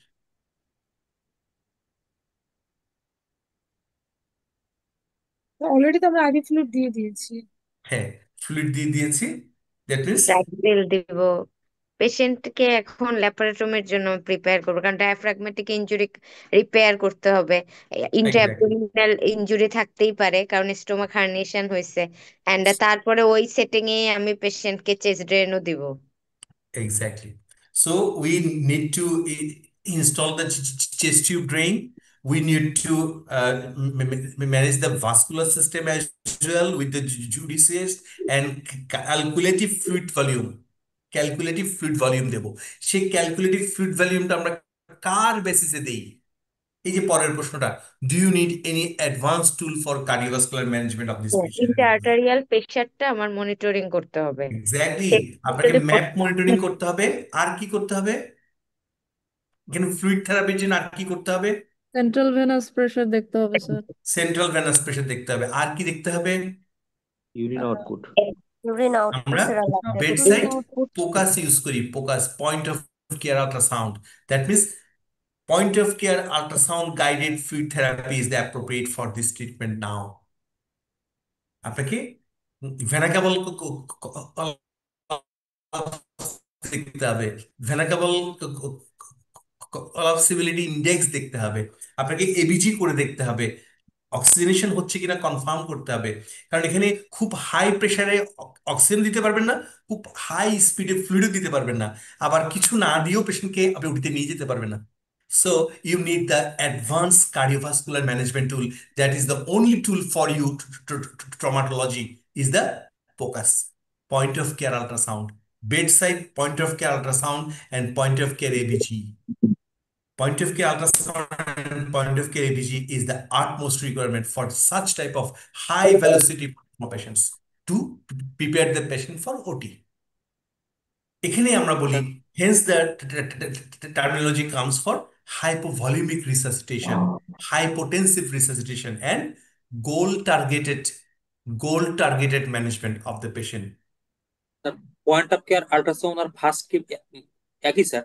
No, point of care ultrasound and pulse fast একই না। ফাস্ট হচ্ছে শুধু আইডেন্টিফিকেশন, দ্যাট মিনস ডায়াগনস্টিক, আর point of care ultrasound is diagnostic as well as therapeutic and much more extensive. সমস্ত সার্জনকে, আপনারা যারা ভবিষ্যতে সার্জন হতে চলেছেন, এই পয়েন্ট অফ কেয়ার আল্ট্রাসাউন্ড শিখতে হবে, আজ হোক কাল হোক পরশু হোক। পোস্ট অপারেটিভ কেয়ার এখন total based on point of care ultrasound. আন্দাজি পালস, ব্লাড প্রেশার, টেম্পারেচার দেখে আপনি পারবেন এই রোগীটা, এই ডিসপ্রেজেন্টেড রোগীটা, আপনি pulse, blood pressure, temperature, urine output দেখে এটাকে একটা পলিট্রমা সার্জারির জন্য প্রিপেয়ার করতে পারবেন? জীবনও পারবেন না। কারণ দেখছেন gross diaphragmatic injury, gross stomach herniation, lungs injury, chest injury, cardiac injury, আপনি কিভাবে এটাকে একদম invasive monitoring with invasive resuscitation ছাড়া তাকে ওটি পর্যন্ত আপনি নিয়ে যেতেও পারবেন না। তো এই মেসেজটা দেওয়ার জন্য আজকে এই কেসটা সাজানো আপনাদের জন্য। স্যার এখানে তাহলে ব্রাডিকার্ডিয়ার এক্সপ্লেনেশনটা কি? ব্র্যাডিকার্ডিয়া এক্সপ্লেনেশন এখানে হচ্ছে যখন আমাদের এটাও একটা a type of cardiac tamponade. Cardiac tamponade যে সবসময় শুধু fluid accumulation in the pericardial cavity হবে তা না। এই যে কম্প্রেশনের গ্রসলি জন্য অ্যাবডোমিনাল হার্নিয়েশন চেস্টের মধ্যে, সেখানে যে apex compressed, this also act like a cardiac tamponade increase due to interthoracic compression. Pressure, in increase case of large interthoracic. Diaphragmatic it's a injury. Type of large diaphragmatic ইনজুরিতে patient শকে চলে যায় এইসব কারণেই, আচ্ছা, obstructive ইররিভার্সিবল shock. শক হয় সে। So it's a obstructive shock. Yeah, is also type of obstructive shock. It's not cardiac tamponade, but it's a type of obstructive shock. সেখানে কোন অবস্ট্রাকটিভ বলেন? শকে কি ব্র্যাডিকার্ডিয়া হবে? হ্যাঁ, অবস্ট্রাকটিভ শকে সবসময় ব্র্যাডিকার্ডিয়া হ্যাঁ হবে না। আপনি কার্ডিয়াক ট্যাম্পোনেডে কিন্তু হয় কি হ্যাঁ ট্যাকিকার্ডিয়া। কিন্তু এই জাতীয় অবস্ট্রাকটিভ শক সেখানে ওই যে বললাম নিউরোজেনিক কম্পোনেন্ট, হিউমেরাল কম্পোনেন্ট সব একসাথে থাকে, ফলে এটাকে আলাদাভাবে আমরা বলছি কি ট্রমা শক। এই জন্য trauma shock is a separate entity. Trauma shock is not H code 5 component. আমরা যে H code hypovolaemic, cardiogenic, obstructive, distributive and endocrine, H code, এই এইচ কোডের বাইরেও এখন বলা হয় trauma shock is a separate entity.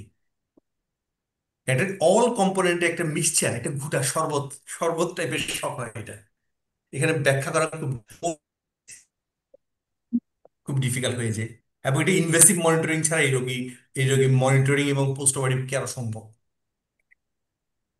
এই জন্য পয়েন্ট অফ কেয়ার আল্ট্রাসাউন্ডের রোল এখন অনেক বেশি। আমাদের দেশে কি সো স্যার আমি এটা কি করবো মানে হয় পয়েন্ট অফ কেয়ার সাউন্ড? ওটা আমরা করি, আমরা করার চেষ্টা করছি। চট্টগ্রাম মেডিকেল কলেজে 25 নম্বর ওয়ার্ডে আমাদের মাসুদ করিম স্যার আছেন।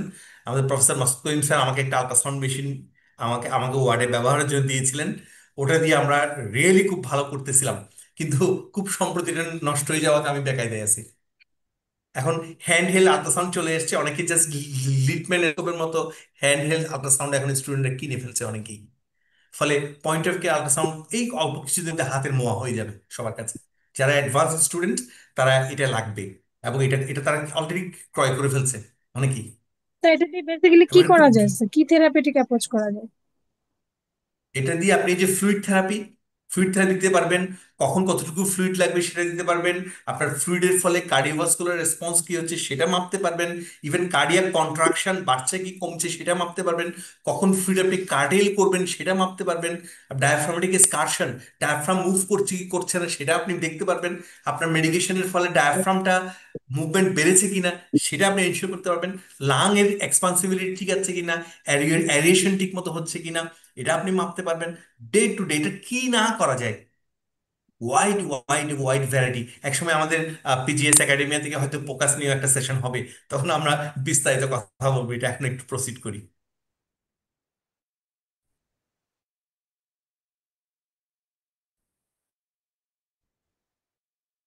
স্যার সিবিজিটা কি?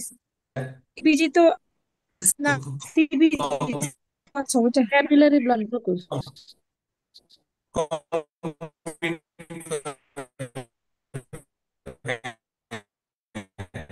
সিবিজি মিনস পিকচারটা এরকম পিকচার কি আপনারা পাওয়ার অভিজ্ঞতা আছে অনেকেরই? এই পিকচারটা আমরা কমনলি আমরা ওয়ার্ডে পাই, ইভেন আমি আমার ওয়ার্ডে করি, আমাদের যে পুরনো আল্ট্রাসাউন্ড মেশিন ওটা দিয়ে আমরা করি। এই পিকচারটা আমরা ইজিলি আনতে পারি, ইভেন আমাদের যারা এমএস ট্রেনি যারা আছে তারা এই পিকচারটা আনতে পারে। এই পিকচারটা খুবই হেল্পফুল একটা পিকচার। একদিকে লিভার, একদিকে কিডনি দেখা যাচ্ছে, এদিকে হোয়াইট ইজ ডায়াফ্রাম দেখা যাচ্ছে, এবং এই মাঝখানে যে black free fluid, this is called Morrison pouch collection. Sir এখানে উল্টা দেখা যাচ্ছে কেন স্যার? কোনটা? এটা হচ্ছে স্যার এই আমরা রাইট কোয়াড্রেন্ট, এই R1 RUQ, right right upper quadrant probe যখন আপনি প্লেস করবেন, কার্ভিলিনিয়ার প্রোব, এই পিকচারটা আপনি পাবেন। এই পিকচারটা স্যার আপনাকে এখানে ফ্লুইড প্র্যাকটিস তো এই দিকে পাওয়া যায় স্যার, মানে হ্যাঁ মানে বলছেন স্যার ফ্লুইড তো পাওয়া যায় সাধারণত স্যার, এটা দেখাচ্ছে হ্যাঁ অ্যাবাভ এন্ড মানে টুয়ার্ডস দ্য লেফট, বাট আমি তো স্যার পাই হচ্ছে below and to the right. এটাই এটাই below to to the right Morrison pouch এটা। এই আচ্ছা পিকচারটা আচ্ছা এইভাবেই আসে।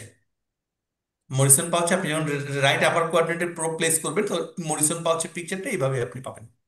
এবং এখানে যে ফ্লুইড কালেকশন হয় তাহলে এটা হচ্ছে আপনার মরিসন পাউচ কালেকশন। আর এদিকে যদি ফ্লুইড কালেকশন হয় তাহলে এটা plural fluid collection.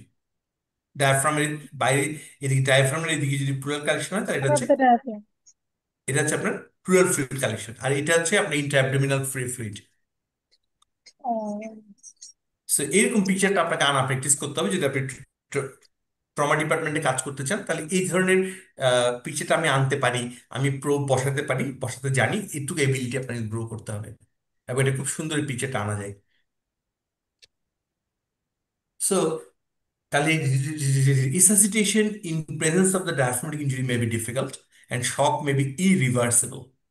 And abdominal injury shock may be multimodal. এই যে বললাম new terminology is the trauma shock. এটা মাল্টিমোডালিটি শক। আমরা বাই স্টেপ অনেকবারই কথা বলেছি এটা নিয়ে। আর এটা বলেছি কি full primary survey and ATLS management sequence should not be breached anyway. আপনি অলওয়েজ ATLS প্রোটোকল ঠিক থাকবেন এই ম্যানেজমেন্টে। If FAST is positive or even FAST is negative, আপনাকে অবশ্যই detail evaluation by the abdominal injury when mechanism is dangerous। কারণ আপনি অনেক সময় ফার্স্ট পজিটিভ নাও পেতে পারেন। ফার্স্ট পজিটিভ না হলেই যে ইন্ট্রাঅ্যাবডোমিনাল ইনজুরি নাই এই কথাটা ঠিক না। এই জন্য ফার্স্ট পজিটিভ হোক আর ফার্স্ট নেগেটিভ হোক, আপনাকে আজকালকার 2025 সালে বসে যদি সুযোগ থাকে, বলছি আবারও বলছি, যদি সুযোগ থাকে detailed abdominal imaging is mandatory if mechanism is dangerous. I অবশ্যই আপনি ডিটেইল মেকানিজমে যেতে হবে এবং সেটা হচ্ছে কি CT scan, contrast CT scan. ঠিক আছে? তাহলে এই এই কোন কোন ইমেজিংটা আপনারা প্রেফার করছেন এখন? তাহলে এই মুহূর্তে কোন ইমেজিংটা আপনারা বলেছিলেন কিছুক্ষণ আগে, আবার বলেন একটু। Contrast CT scan, contrast CT of contrast what? anal CT scan of chest and abdomen. Contrast CT of chest and abdomen. Chest and এই পরীক্ষার হলে এই জিনিসটা সম্পূর্ণ উচ্চারণ করা প্র্যাকটিস করবেন। যে আমরা বলি কি করবেন, পেলভিসে বলবো স্যার, আমরা বলি পেলভিস আলট্রাসোনোগ্রাফি পেলভিস করবো, বলে আলট্রাসোনোগ্রাফি করবো, বা আবার অনেকে বলে আলট্রাসোনো করবো। নো, আলট্রাসোনো বা আলট্রাসোনোগ্রাফি না। যদি বলি পুরো নাম আলট্রাসোনোগ্রাফি অফ হোল অ্যাবডোমেন। আবার বাণিজ্যিক কারণে এখন স্টুডেন্টরা বলা প্র্যাকটিস করে ultrasonography of hepatobiliary, ultrasonography of ইয়ে upper abdomen, ultrasonography of lower abdomen. No, ultrasonography means whole abdomen. Ultrasonography তাহলে মিনস স্যার এটা আমরা বলবো যে contrast CT of chest abdomen pelvis. contrast city of the chest and abdomen. Chest and abdomen means whole abdomen. if আলাদা the pelvis renal বলার দরকার function নেই, is normal. আলাদা পেলভিস বলার কোনো দরকার নেই। চেস্ট জি sir. Abdomen means whole abdomen. এটা বাণিজ্যিক এই অভ্যাসটা প্র্যাকটিস করবেন না, একেবারেই না। Ultrasono contrast CT scan of abdomen means contrast CT of the whole abdomen. So আমাদের এখন আনসার হবে contrast CT scan of the whole abdomen. আপনারা যদি কেউ পারেন এটা একটু রিড করেন। পুরো পুরো পিকচার কি দেখা যাচ্ছে? যদিও পুরো সব জি প্লেট স্যার তো আর ঠিক আছে। দেওয়া সম্ভব না, আমি শুধু কিছু কিছু প্লেট দেওয়ার চেষ্টা করেছি। দেখেন, কেউ বলেন কি কি ফাইন্ডিং দেখতে পাচ্ছেন? This is the coronal. This is the contrast anal CT scan of chest and abdomen. and abdomen, coronal view. হ্যাঁ, Uh, এখানে কি দেখা যাচ্ছে? showing air fluid level in the lower chest, gas left lower chest. Distended Baul loop at the chest, left chest, তাই না? Yes, gas sir. Distended Baul loop at the chest. Lower chest.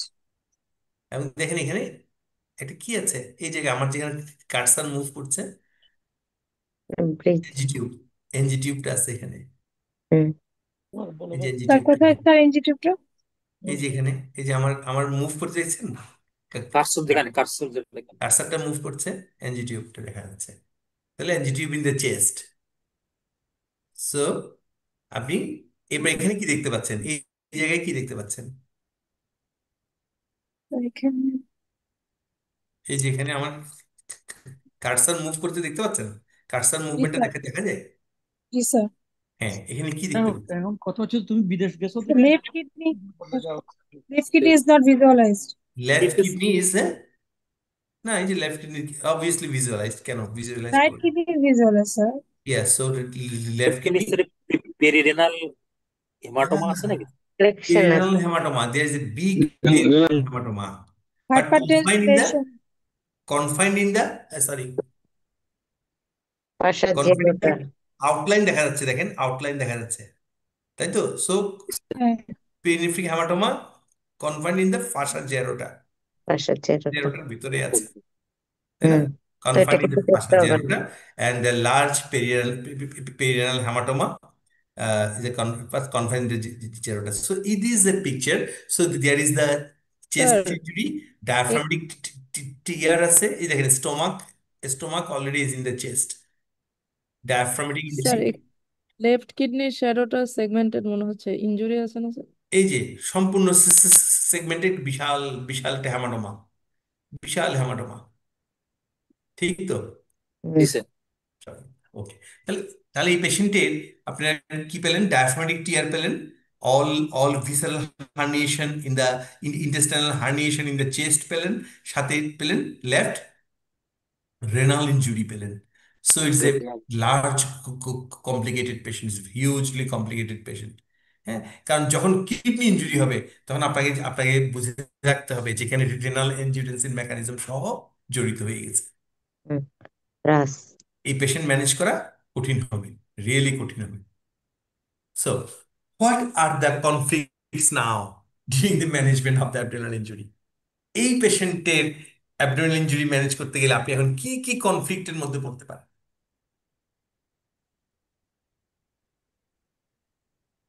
একে তো পেশেন্টের diaphragm injury আছে, তার হুম, মানে one lung ventilation দিয়ে আমার ডায়াফ্রাম ইনজুরিটা রিপেয়ার করতে হবে।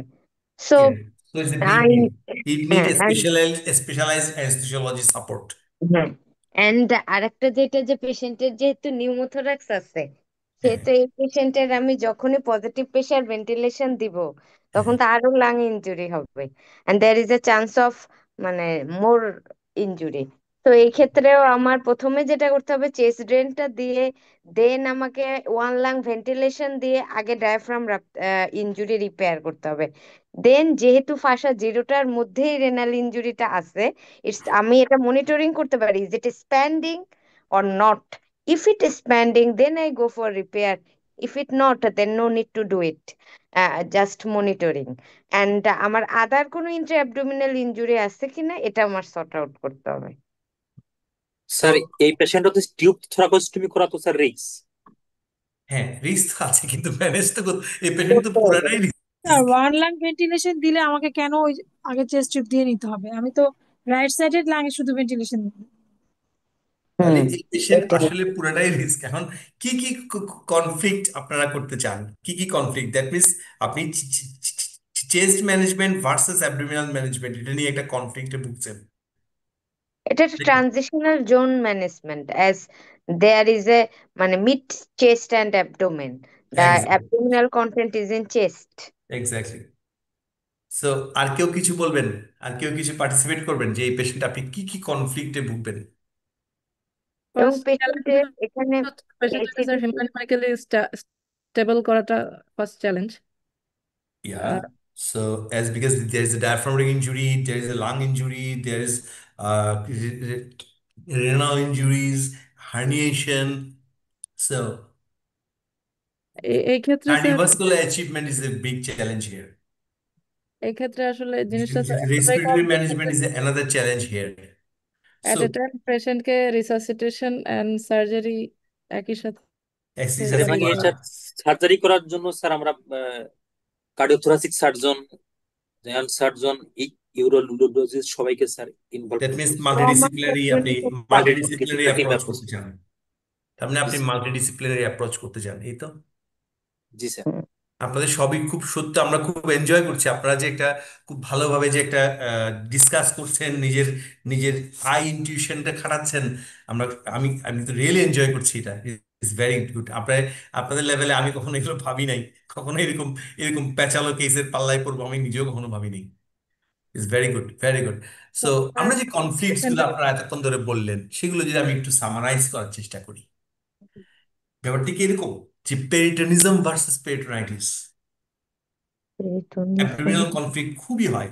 এটা কি পেরিটোনিজম না পেরিটোনাইটিস, আমি কি পেট খুলবো নাকি খুলবো না? তারপর কি এটা তো হয়। Clinical versus actual injury, clinical sign versus actual injury. এই রোগীটা যখন প্রথমে আসছে তখন তার ক্লিনিক্যাল সাইন দেখে মনে হয়েছে এই রোগীটা এত জটিল? না। না sir. This is the big dilemma of the blunt trauma abdomen. এই ব্লান্ট স্যার ট্রমা অ্যাবডোমেনে আপনি যখন একটা রোগীকে দেখেন তখন যা দেখেন it may be a tip of a iceberg, it may be a tip of iceberg. আমি শুধু এটুকুই আপনাকে একটা মেসেজ দেওয়ার চেষ্টা করেছি আপনাদেরকে আজকের এই প্রেজেন্টেশনে, যে একটা ব্লান্ট ট্রমা রোগী আপনি যখন দেখেন it may be a tip of the iceberg. তার ক্লিনিক্যাল সাইন কখনোই ইন্টারনাল পিকচারকে রিপ্রেজেন্ট করবে এমন কোনো কথা নাই, এমন কোনো কথা নাই। স্যার যে ফার্স্টে পেরিটোনিজমটা কি স্যার একটু kindly. Peritonism, what is peritonism বা পেরিটোনাইটিস? আমরা জানি যখন মাসেল গার্ড হয়, muscle guard, tender muscle guard tight করে আছে পেশেন্ট, হ্যাঁ, এটাকে আমরা বলি কি সাইন্স অফ পেরিটোনাইটিস, তাই না? কিন্তু আপনি খেয়াল করে দেখেন, আপনারা যদি এরকম কেস পেয়ে থাকেন যে lower subcostal fracture, rib fracture, এই যে এখনকার কেসটা যে লোয়ার লোয়ার রিব ফ্র্যাকচার, এই পেশেন্টটা কিন্তু ব্যথার কারণে মাসেল টাইট টট করে থাকবে। So is it peritonitis? No, it's a It muscle is called, girding. it is called peritonism. পেটের মধ্যে যখন ব্লাড থাকে তখন peritonism. So which one is peritonitis and which one is peritonism, এটা ডিফার করা in case of trauma patient may be very challenging, very conflicting issue, very conflicting issue. এই জন্য পেরিটোনাইটিসের উপর বেস করে যখন আপনি অপারেশন করতে যাবেন দেখবেন কি কি কাণ্ড ঘটছে, আমি কিছুক্ষণ পরে আসতেছি আমরা। এই জন্য পেরিটোনাইটিস না পেরিটোনিজম? পেরিটোনিজমকে কি লোকালাইজড পেরিটোনাইটিস বলা যাবে? নো, পেরিটোনিজমটা হয় পেইনের কারণে মাসেল স্পাজম, পেইনের কারণে মাসেল স্পাজম অথবা ব্লাডের কারণে মাসেল ইরিটেশন। এটা লোকালাইজড হতে পারে, জেনারেলাইজড হতে পারে। এই জন্য পেরিটোনাইটিস আর পেরিটোনিজম ট্রমা সিচুয়েশনে ডিফার করা খুবই ডিফিকাল্ট। এই জন্য বড় বড় ভুল হয়, বড় বড় ভুল হয়। দেখবেন আপনি খুললেন পেটের ভিতরে দেখা যাচ্ছে কিছু নেই, এটা হতে পারে। আমি পেয়েছি স্যার এরকম। এক্স্যাক্টলি, এরকম আপনি যখন পেয়েছেন দেখবেন যে আমি কিছুক্ষণ স্ট্যাটিস্টিক্স দেখাবো, এরকম ইন্টারন্যাশনালি সবাই পায়। স্যার ফল ফ্রম হাইট ছিল আমার ক্যাজুয়ালিটিতে প্রথম প্রথম ছিল। হ্যাঁ, তো ফল ফ্রম হাইট আমি তো এরকম পেরিটোনিজম সম্ভবত, আমি তো পেট খুলে স্যার কিছুই আর পাই না। কিছু এই এই জিনিসটাকে কি বলে? Negative laparotomy. না অথবা এটা আরেকটা শব্দ বলে non therapeutic laparotomy. OC OC OC OC না, ওপেন এন্ড ক্লোজ না, ওসি না, এটাকে স্ট্যান্ডার্ড ভাষায় বলা হয় নন থেরাপিউটিক ল্যাপারোটমি। আমি আমার আজাদ স্যার জানেন, আমার আমার অত্যন্ত নমস্য ব্যক্তি, গুরু, আমার এই সার্জিক্যাল ক্যারিয়ার যিনি আমার গাইড, আজাদ স্যার জানেন, উনি আমাকে আমেরিকায় পাঠিয়েছিলেন এই নন থেরাপিউটিক ল্যাপারোটমি একটা প্রেজেন্টেশন আমি করেছি হিউস্টনে। হিউস্টনে একটা প্রেজেন্টেশন করেছি, ওটা একটা রেফারেন্স আজকে আমি টানবো, ওই প্রেজেন্টেশনের একটা রেফারেন্স টানবো আমি। তো এটা এই peritonism versus peritonitis, non therapeutic laparotomy is a big issue এসব ক্ষেত্রে। ক্লিনিক্যাল ভার্সেস অ্যাকচুয়াল ইনজুরি, এই যে বললাম এই রোগীটা প্রথমে দেখে কি মনে হয়েছে রোগীটা এত ভয়ঙ্কর? মনে হয়নি। এরপর দেখেন অ্যাবডোমেন ভার্সেস চেস্ট স্ট্যাটাস, পুরোটাই আমরা একটা এখন একটা অন্ধকারের জলের মধ্যে এখন এই রোগীটা নিয়ে, যেটা কি আমি অ্যাবডোমেন আগে ম্যানেজ করবো না চেস্ট আগে ম্যানেজ করবো, অ্যাবডোমেন কিভাবে ম্যানেজ করবো, চেস্ট কিভাবে ম্যানেজ করবো, রোগীটা ভবিষ্যতে পোস্ট অপারেটিভ ফলো আপটাই বা কিভাবে হবে, পোস্ট অপারেটিভ প্রোগ্রেসটাই বা কিভাবে হবে, কারণ abdomen injured as well as chest injured. তো এবং ইট is a very difficult cases. এইসব এগুলো অ্যাবডোমিনাল ইনজুরিতে এগুলো বড় বড় চ্যালেঞ্জ হয়ে দাঁড়ায়। তারপর নাম্বার কি মেকানিজম ভার্সেস প্রেজেন্টেশন, কেউ কিছু বলতে পারতেছে না ভাই, বলছে শুধু বাম দিকে ধাক্কা খাইছে শেষ। এবার আপনাকে না পারতেছে মেকানিজম বলতে, না পারছে ফোর্স অফ ডিরেকশন বলতে, না পারছে আপনার কিচ্ছু না, আপনাকে বুঝে নিতে হবে রোগীর প্রেজেন্টেশন দেখে, সাইন সিমটম দেখে, দুই একটা ব্রুইজিং এর অ্যাব্রেশন দেখে আপনাকে বুঝে নিতে হবে কি ঘটনা ঘটছে। কত difficult situation, very tough situation abdomen. এই this are the greatest conflict of abdomen. দেখেন আর দুইটা আছে, এটা হচ্ছে adult versus paediatrics and pregnancy cases. তাহলে দেখেন 6টা এরিনা আছে অ্যাবডোমিনাল ইনজুরিতে, that produces great conflict, great conflict. তার মধ্যে 4টাই এই কেসে প্রেজেন্ট। এই 6টা ফ্যাক্টরের মধ্যে 4টা ফ্যাক্টরই আমার এই কেসে প্রেজেন্ট, এবং এই কেসটা এত ডিফিকাল্ট, এত কনফিউজিং এর জন্য। সো এই 6টা খুবই confusing case in case of these are the big conflicts in the abdominal trauma management. Sir পেরিটোনাইটিসটা তাহলে ইনফ্লামেশন থাকতে হবে বা ইনফ্লামেশন থাকতে হবে। এখন ট্রমা সিচুয়েশন আপনি কিভাবে কনফার্ম করবেন যে ইনফ্লামেশন আছে কি নাই, এটা আমরা পরে আসতেছি, এটা আমরা পরে আসতেছি। তো এই 13 নাম্বার কোয়েশ্চেনটা আনসার করেন, what are the danger signs in abdominal trauma. তাহলে এতক্ষণে আলোচনায় আপনার কাছে কি কি মনে হয়েছে? What are the danger signs? peritonitis, একটা পেরিটোনাইটিস, ওকে ফাইন। আর any bruise, any bruise, okay fine. Any perforation, penetrating injury, penetrating injury, okay fine. আর Evisceration of gut. হ্যাঁ, কোনটা? Evisceration. Evisceration, yes, very good. আপনার যেগুলো বলছেন সবগুলো ঠিক। আর কিছু? এই যে রোগীটাকে দেখেন, এই রোগীটাই ভাবেন। আর কি কি ছিল ডেঞ্জার সাইন? অ্যাবসেন্ট সবই তো বাউল abdominal trauma। হ্যাঁ, abdominal collection, count absent interabdominal collection. আর কি জানি বলতে চাচ্ছিলেন? Absent vascular bowel count. তাহলে আপনারা যেগুলো বলছেন আমি সেগুলোই লিপিবদ্ধ করেছি, এর বেশি কিছুই লিখিনি। Distended abdomen, silent abdomen, evisceration, shock, tachycardia or bradycardia without beta blocker support, tachypnoea, haematuria, blood in the angiotuben, associated chest trauma, আর major fracture or unstable pelvis. These are the common danger sign in case of abdominal trauma. একদম আপনাদের আপনাদের মনে আমি কিছুক্ষণ পরে আপনাদের যদি সময় দিতে পারতাম, তাহলে আপনাদেরও মুখ দিয়ে ঘুরে ফিরে এগুলোই বেরোতো, এগুলোই বের হতো কিন্তু সবাই ঘুরে ফিরে, তাই না? These are the danger sign in the abdominal trauma. So, what do you think that all these signs are indication of laparotomy? No, কেন? তাহলে এবার কি? তাহলে কোনটা ল্যাপারোটমি ইন্ডিকেশন?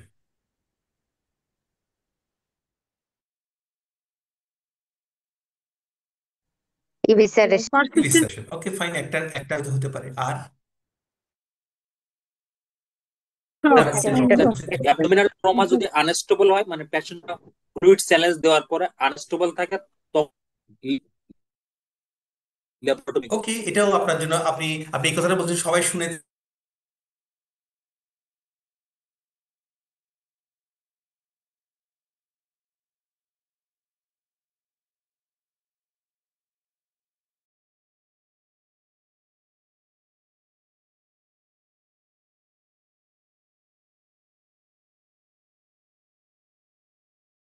হ্যাঁ, বা Recording in পেরিটোনাইটিস progress. সবগুলা কি ল্যাপারোটমি ইন্ডিকেশন? না, না না স্যার। তাহলে ল্যাপারোটমি ইন্ডিকেশন কি কি? Evisceration, patient is in shock, মানে নাম্বার 3-4 আর তারপরে কি? আরেকটা blood in NG tube in case of stomach injury.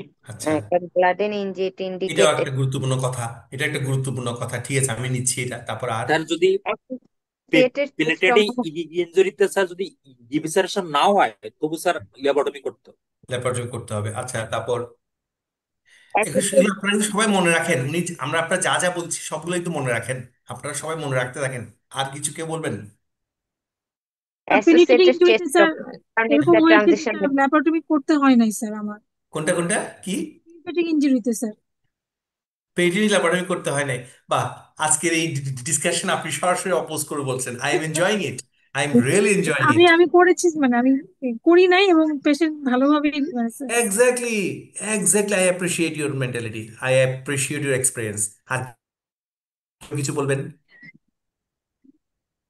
তাহলে লোকাল দেখেন, উইন্ড যদি স্যার আপনারা যে লোকাল কথাগুলো বলেছেন সারা বিশ্ববাসীও তাই কথা বলছে। সারা বিশ্ববাসীও সমস্ত পেপারগুলো একই কথাই বলছে যে distended abdomen, evisceration of gut, penetration of abdomen, কোনোটাই কোনোটাই pinpoint indication for laparotomy না, প্রমাণিত না। এখানে যতগুলো ডেঞ্জার সাইন দেখছেন, কোনো ডেঞ্জার সাইনই পিন পয়েন্ট ভাবে ল্যাপারোটমি ইন্ডিকেশন হিসেবে প্রমাণিত নয়। তাহলে what are the indication of laparotomy? তোমরা স্যার ইয়ানি কি অ্যাবসলিউট আর রিলেটিভ ইন্ডিকেশন বলে কোনো ইয়ে আছে? হ্যাঁ, বলতে পারি, it's a বলেন, matter of বলতে থাকেন। combination of বলতে থাকেন factor combination. বলতে থাকেন, কোনো অসুবিধা নেই, বলেন। If there is distension of abdomen, it is simultaneously there is signs of peritonitis plus persistent hypervolemic shock. ওকে, তাহলে Then I শক থাকতে হবে, পেরিটোনাইটিস থাকতে হবে, ডিস্টেন্ট অ্যাবডোমেন থাকতে হবে। বাট আমাদের অনেকেরই এক্সপিরিয়েন্স আছে এত সব কিছু থাকার পর খোলার পর দেখা যাচ্ছে কিছু পাওয়া যায়নি। জি স্যার। কারণ পেরিটোনাইটিসটা পেরিটোনিজম ছিল, আর হুম। তা আমার রোগীর ক্ষেত্রে স্যার এটাই হচ্ছে। ডিস্টেনশনটা হাইপারভেন্টিলেশনের জন্য ব্লটিং ছিল। কারণ স্যার পেরিটোনাইটিস ডেভেলপ করতে তো স্যার টাইম লাগবে।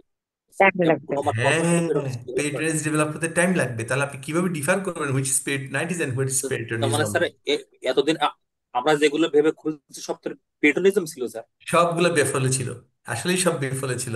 আমরা সাধারণত এই পয়েন্টগুলো বলি, কিন্তু এগুলো সবগুলো পয়েন্টই এখন ইন্টারন্যাশনালি কনফিউজিং। কোনোটাই মেটা অ্যানালাইসিস এবং ইন্টারন্যাশনাল আরসিটিতে কোনোটাই অ্যাবসলিউট ইন্ডিকেশন হিসেবে প্রমাণ করা যায়নি। Blunt or penetrating injury with the unstable vital signs due to ongoing blood loss, এগুলো প্রমাণ করা খুবই কঠিন। Evisceration of gut and omentum, evisceration of gut and omentum, French স্টাডিতে প্রায় 3,000 পেশেন্টকে তারা দেখাইছে, ইভিসেরেশনটাকে ঢুকাই দিয়ে স্টিচ দিয়ে দিয়ে বেরিয়ে চলে আসছে, পেশেন্ট দিব্যি ভালো হয়ে হেঁটে হেঁটে বাড়ি চলে গেছে। তো এগুলো একটা এক্সটেপ লাগে নাই। পারফোরেশন অফ দ্য হলো ভিসকাস দেখা যাচ্ছে কি ম্যাক্সিমাম অংশ সিল হয়ে থাকে, is not a absolute indication. Gunshot injury এটা তো মেবি, গানশট ইঞ্জুরি বলা হয়, gunshot injury, high velocity injury, একমাত্র এগুলোই অ্যাবসলিউট ইন্ডিকেশন, স্যার। এগুলোই absolute indication. Bleeding from the NG tube দেখা যাচ্ছে ফুললি কনফিউজিং, পেরিটোনাইটিস আরো confusing, CT confirm the major organ vascular injury দেখা যাচ্ছে আরো কনফিউজিং। কারণ মেজর অর্গান সবগুলোতে যে এক্সলেপ করতে হয় এমন কোনো কথা নেই। অনেক অনেক লিভার ইঞ্জুরি, অনেক অনেক ইঞ্জুরি, অনেক অনেক কিডনি ইঞ্জুরি Conservative ল্যাপারোটমি ছাড়া antibiotics. কনজারভেটিভ ম্যানেজমেন্টে ভালো হয়ে চলে। সো আমরা এগুলো কনভেনশনাল ইন্ডিকেশন পরীক্ষার ক্ষেত্রে বলি, এগুলো সবগুলা কোনটাই absolutely প্রমাণিত না। তাহলে দিস আর আছে, অনেক পেপার আছে।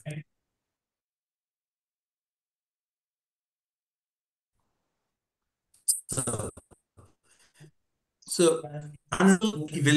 তাহলে আমরা সাধারণত হিউস্টনে আমি যে প্রেজেন্ট করেছিলাম, আজাদ স্যার জানেন, হিউস্টনে আমি প্রেজেন্ট দিয়েছিলাম, ওরা খুব অ্যাপ্রিসিয়েট করেছিল এটা নিয়ে, এবং এটা পাবলিশ হয়েছে। Therapeutic laparotomy challenges the conventional in laparotomy in the abdominal trauma. Abdominal ট্রমাতে আমরা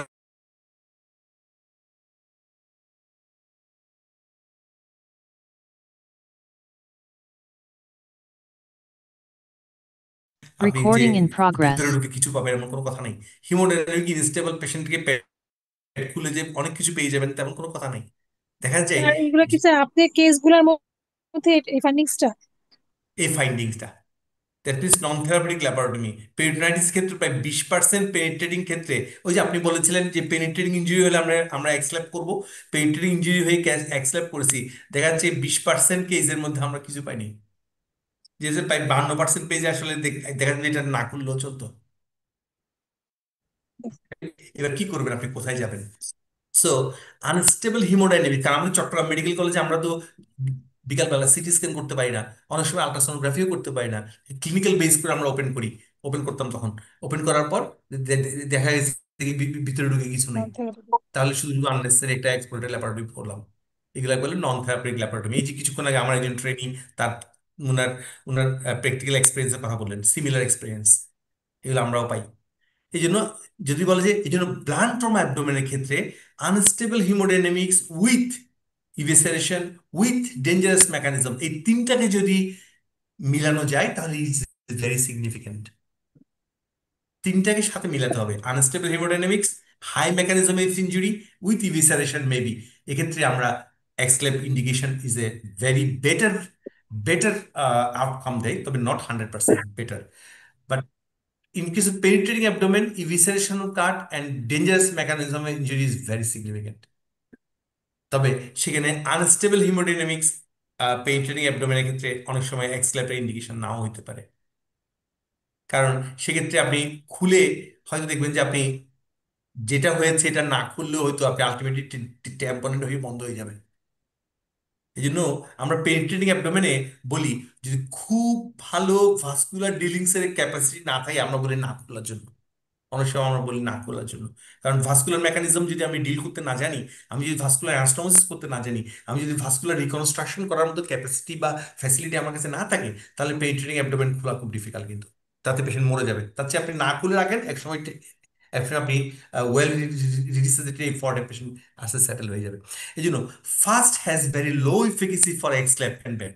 আপনি যদি মনে করেন যে আলট্রাসাউন্ডের উপর বেস করে আপনি এক্সপ্লোরেটরি ল্যাপারোটমি করবেন, it is very low efficacy, very low efficacy.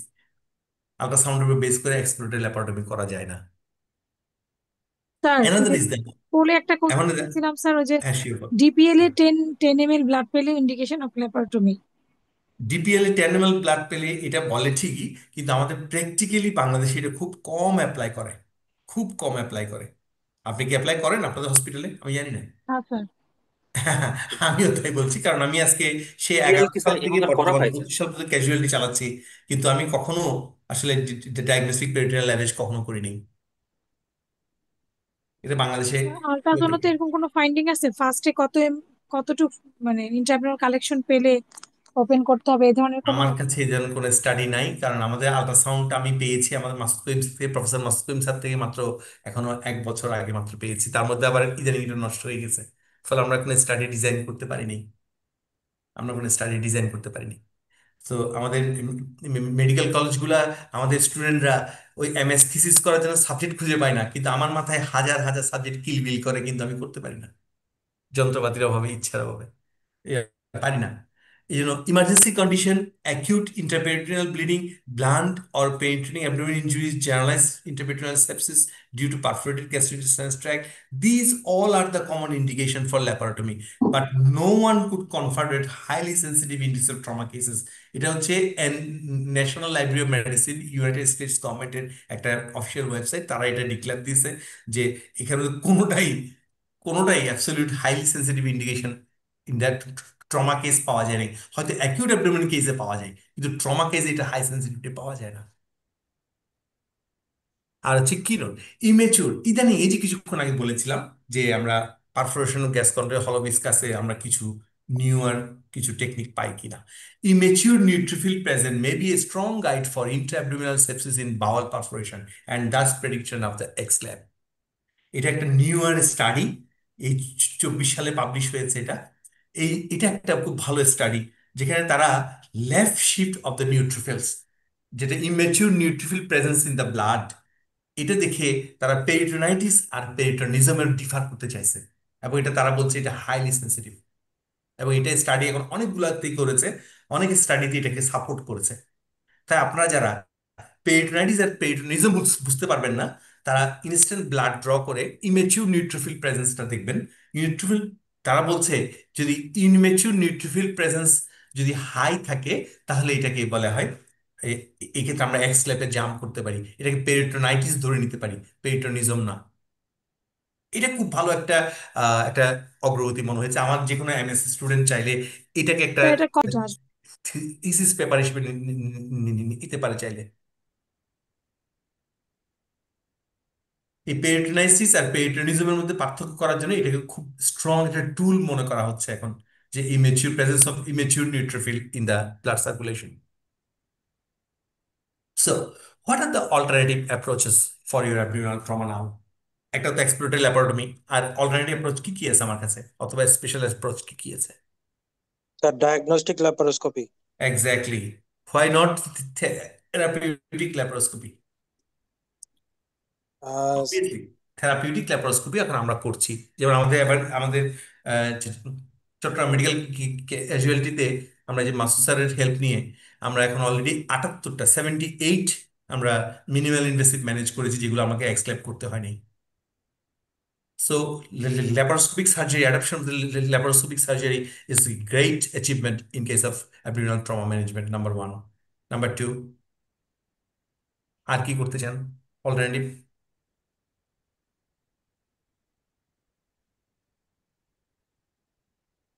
Alternative আর কি করতে পারেন? Interventional radiology. পারবেন? হুম এক্স্যাক্টলি, দ্যাট মিনস ওই যে বলেছিলাম পেনিট্রেটিং ট্রমাতে এক্সক্লেপ করতে হয় না, এই কারণেই করতে হয় না। পেনিট্রেটিং ট্রমাতে আপনি এনজিও এম্বোলাইজেশন করতে পারেন, সেক্ষেত্রে অনেকগুলো এক্সক্লেপ আপনি অ্যাভয়েড করতে পারেন।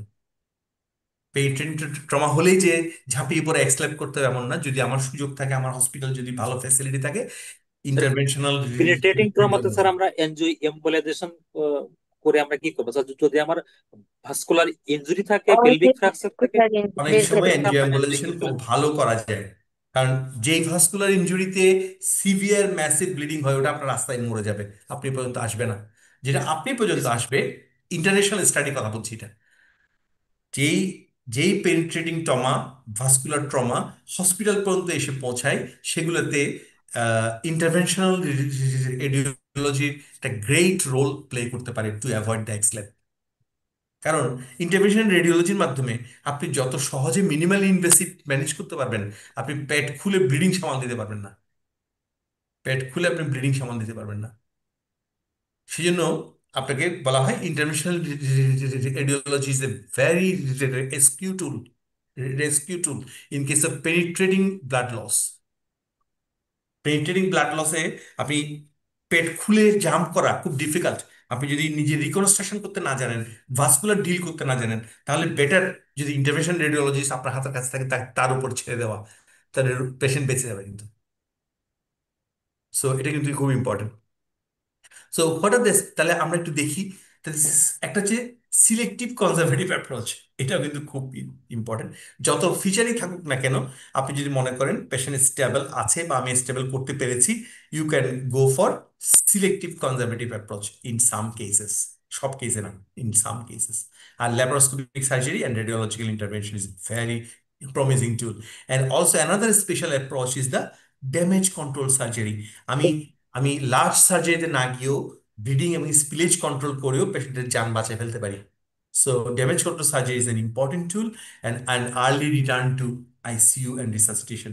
And another is the some specialist approach like the hypotensive resuscitation, goal directed therapy and operating rooms resuscitation. এই তিনটা খুব ইম্পর্টেন্ট এখন বর্তমানে innovative progress in case of abdominal trauma surgery. So essentials of ex lap, আমরা যখন এক্সলেপ করব, এটা আমাদের বাংলাদেশে আমরা কেউ করি না। চিন টু নি ফুললি স্টাইল করতে হয়, চিন টু নি, এবং এটা এইভাবেই ড্র্যাপিংটা করতে হয়। ড্র্যাপিং এর ছবিকে আমরা এইভাবে কেউ করি, কোনো মেডিকেল কলেজ করে করে না, কোনো মেডিকেল কলেজ করে না, যে চিন টু নি পর্যন্ত এক্সপোজ করা, এবং জেনারেস মিড লাইন ইনসিশন, একদম জিফি স্টারনাম টু পিউবিস, এই ছোট্ট করে এক্সলেপ করার মধ্যে কোনো ক্রেডিট নাই। এক্সলেপ করতে হবে জেনারেস ইনসিশন, একদম xiphisternum to pubic symphysis. Evacuation of blood and intestinal content should be the first step, এটা আমরা সবাই করি সাধারণত। ইভেসিলেশন অফ অল গাট, সবগুলো স্মল গাট বের করে ফেলতে হবে, is the second step. And 4 quadrant packing, আজকাল এটাকে আমরা খুব বেশি অ্যাপ্রিসিয়েট করি না, তবে পেলভিক ব্লিডিং যদি সন্দেহ করি, I have to pack the pelvis from the 3 side. That means on the over the sacroiliac joint, at the lateral wall, and at the just retropubic space on both side. এই 3 পয়েন্টে আমাকে mop দিয়ে আসতে হবে। Mop দিয়ে আমরা packing করতে পারি যদি চাই, আমরা করতে চাই। সো আমি আপাতত শেষ করব, যে আমাদের এতক্ষণ যে কাজগুলো করলাম তার মধ্যে একটু রিভিউটা করি। আমরা অ্যানাটমিক রিজিয়নস অফ অ্যাবডোমেন নিয়ে আমরা আজ পর্যন্ত আলাপ করলাম, কথা বললাম। How to ascertain the underlying injuries, কিভাবে সেটা ভাবতে হয়। আর risk of abdominal pelvic injury based on the mechanism দেখে আমরা ইনজুরি এক্সটেন্ট বুঝার চেষ্টা করি। আর সার্জিক্যাল কনসালটেশন আমরা কিভাবে করব, এটা নিয়ে আমরা কিছু আলাপ করার চেষ্টা করেছি। Appropriate diagnostic procedure of the certain injuries and to delay the mortality and morbidity, and the challenges and conflict নিয়ে আমরা কথা বলেছি। আর formulation of the acute management plan, আমরা কিভাবে অ্যাডভান্স টুল, যে খুব হাইলি ক্রিটিক্যাল কেসগুলোতে আমরা কখনো পালস, ব্লাড প্রেশার, টেম্পারেচার দিয়ে আমরা মনিটর করব না। আমরা অ্যাডভান্স টুলগুলো কিভাবে ব্যবহার করব, যে point of care ultrasound, CT scan বা ইনভেসিভ মনিটরিং টুলগুলো, এগুলো নিয়ে একটু কথা বলার চেষ্টা করেছি। So up to this much, do you have any questions? These are our key learning point. That means the abdomen and pelvic injury, when unrecognized and underdiagnosed, it may be very fatal. And consideration of the mechanism of injury very critical. এটা আমরা often overlook করি, mechanism সম্বন্ধে ভাবতে চেষ্টা করি না। আর appropriate diagnostic procedure কি ব্যবহার করব, কখন ব্যবহার করবো, এটা আমাদের জানতে হবে। আর hypotensive and goal directed therapy আর some special procedures very crucial, and surgical intervention based on the challenging factors. যে চ্যালেঞ্জিং ফ্যাক্টরগুলো আমাকে মাথায় রেখে এগোতে হবে, যে আমি এই প্রবলেম ফেস করব, কালকে থেকে রোগীটা খারাপ হতে শুরু করবে, তার চেস্ট কেমন থাকবে, তার তার অ্যাবডোমেন কেমন থাকবে, তার পেলভিস কেমন থাকবে, আমি ভাবতে থাকবো। আর early identification and the emergent management of the pelvic hemorrhage can be life saving. So thank you very much. Thank you very much, Dr. Sir pelvic প্যাকিংটা যদি একটু আবার বলতেন স্যার। পেলভিক প্যাকিং, আচ্ছা। পেলভিক প্যাকিং, পেলভিক প্যাকিংটা হচ্ছে আমাদের পেলভিসের 3টা জায়গা থেকে খুব ব্লিডিং হয়, খুব ব্লিডিং হয়, যেটা আমাদের কন্ট্রোলের বাইরে চলে যায়। একটা হচ্ছে এসআই জয়েন্ট। এসআই জয়েন্টের উপর দিয়ে আমাদের সমস্ত আইলিয়াক ভেসেলগুলো পাস করে, কমন আইলিয়াক ভেসেলগুলো পাস করে, এবং SI joint capsule is highly vascular, ফলে ওখান থেকে ব্লিডিংটা বেশি হয়। ফলে আমরা যদি প্যাকিং এর ফার্স্ট প্যাকিং যাবে, ফার্স্টের প্যাকটা আমরা ইউজ করবো ওই যে সেই এসআই জয়েন্টের উপর। এর স্যার পাশেরটা ইউজ, বলেন। জি স্যার।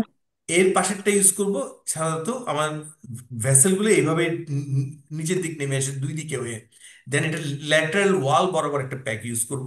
আর ফ্রন্ট প্যাক থাকবে রেট্রোপিউবিক, কারণ রেট্রোপিউবিক যে ব্লাডারের অ্যান্টেরিয়র ওয়ালে, ওই এলাকাটাতে কম্প্রেশন ছাড়া ব্লিডিং থামানো যায় না, খুব হাইলি ব্লিড করে ওই যে এরিয়াগুলা। That means anterior to urinary bladder, ওই এরিয়াটাতে আমরা প্যাকিং ইউজ করব।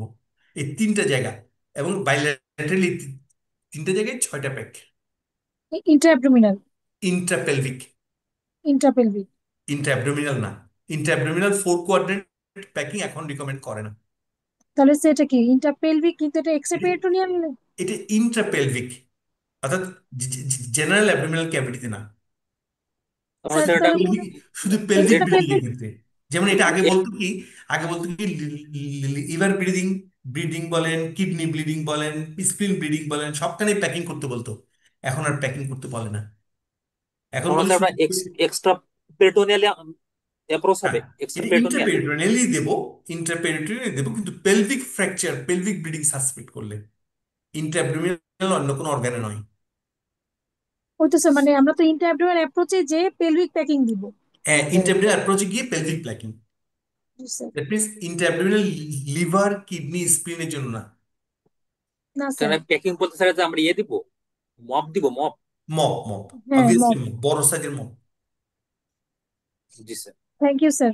Thank you very much. Sir finally sir peritonitis আর পেরিটোনিজমে যেটা, স্যার পেরিটোনিজম তো স্যার যে আমরা যদি করি পালপেট করি তাহলে পেশেন্ট টেন্ডার, মানে অ্যাবডোমেন সে টেন্ডার ফিল করবে। আপনি আমরা ক্লিনিক্যালি এটা সেটা হচ্ছে বোঝা যায় না, পেরিটোনিজম। আর ক্লিনিক্যালি স্যার বোঝা যায় মাসেল না। গার্ডিং থাকলে সেটাই না স্যার পেরিটোনাইটিস বলবো স্যার। নো, নো, না।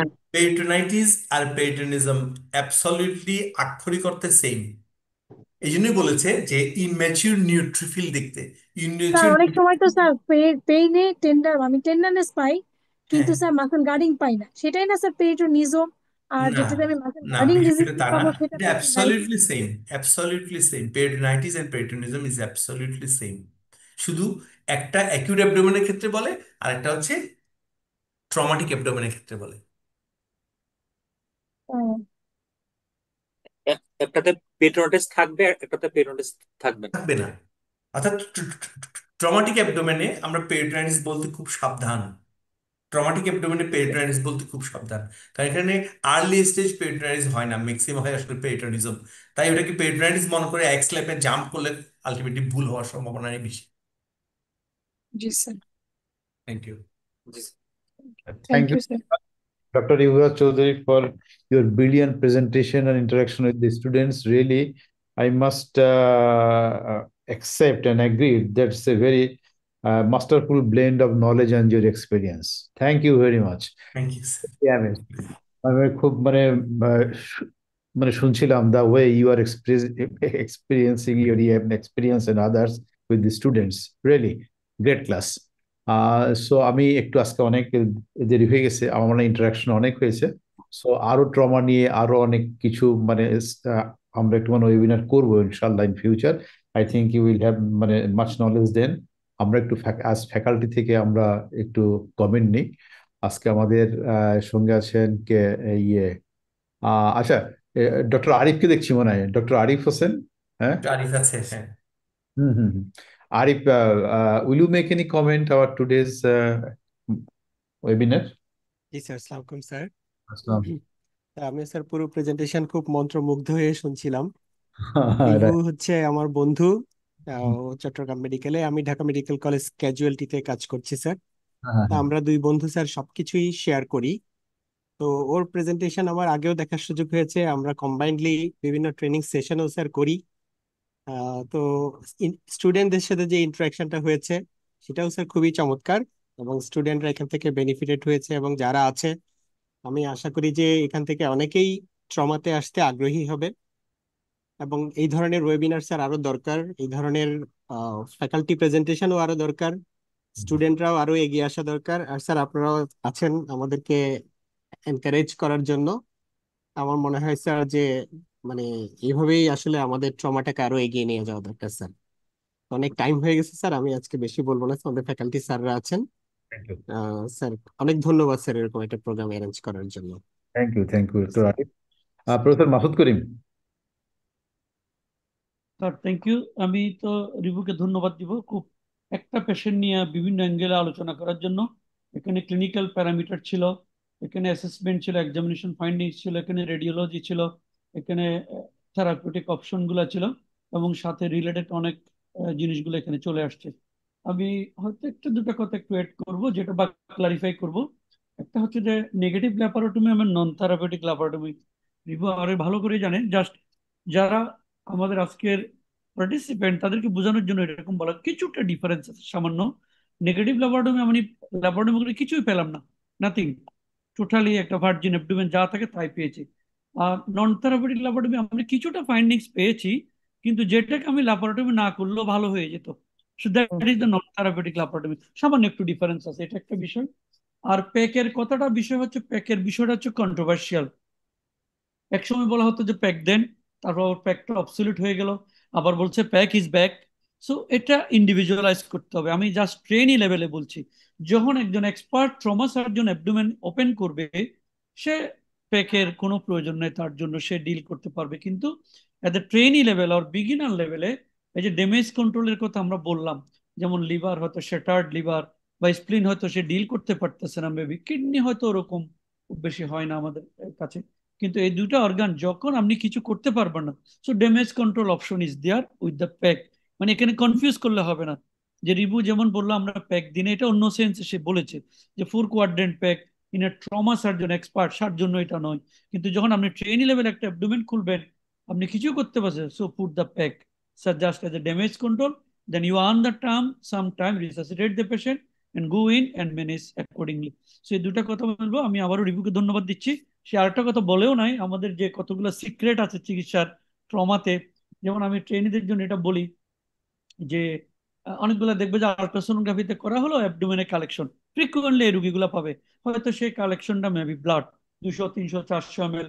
আমি সিদ্ধান্ত হচ্ছে ইকুইভোক্যাল অপারেশন করব না করব, সেগুলো ক্ষেত্রে আমরা যেটা মেডিকেলে রিভিউ বা আমরা যেটা করি, ছোট্ট একটা রাইট এলিয়াক একটা টিউব দিয়ে দিই স্যার পেটের মধ্যে, ছোট্ট একটা ইনসিশন দিয়ে 2 ইঞ্চি মধ্যে টিউব দিয়ে দিই, ব্লাড গুলো এভিকুয়েট হয়ে যায়, রুগী ভালো হয়ে যায়। সো এটা এনাদার সিক্রেট।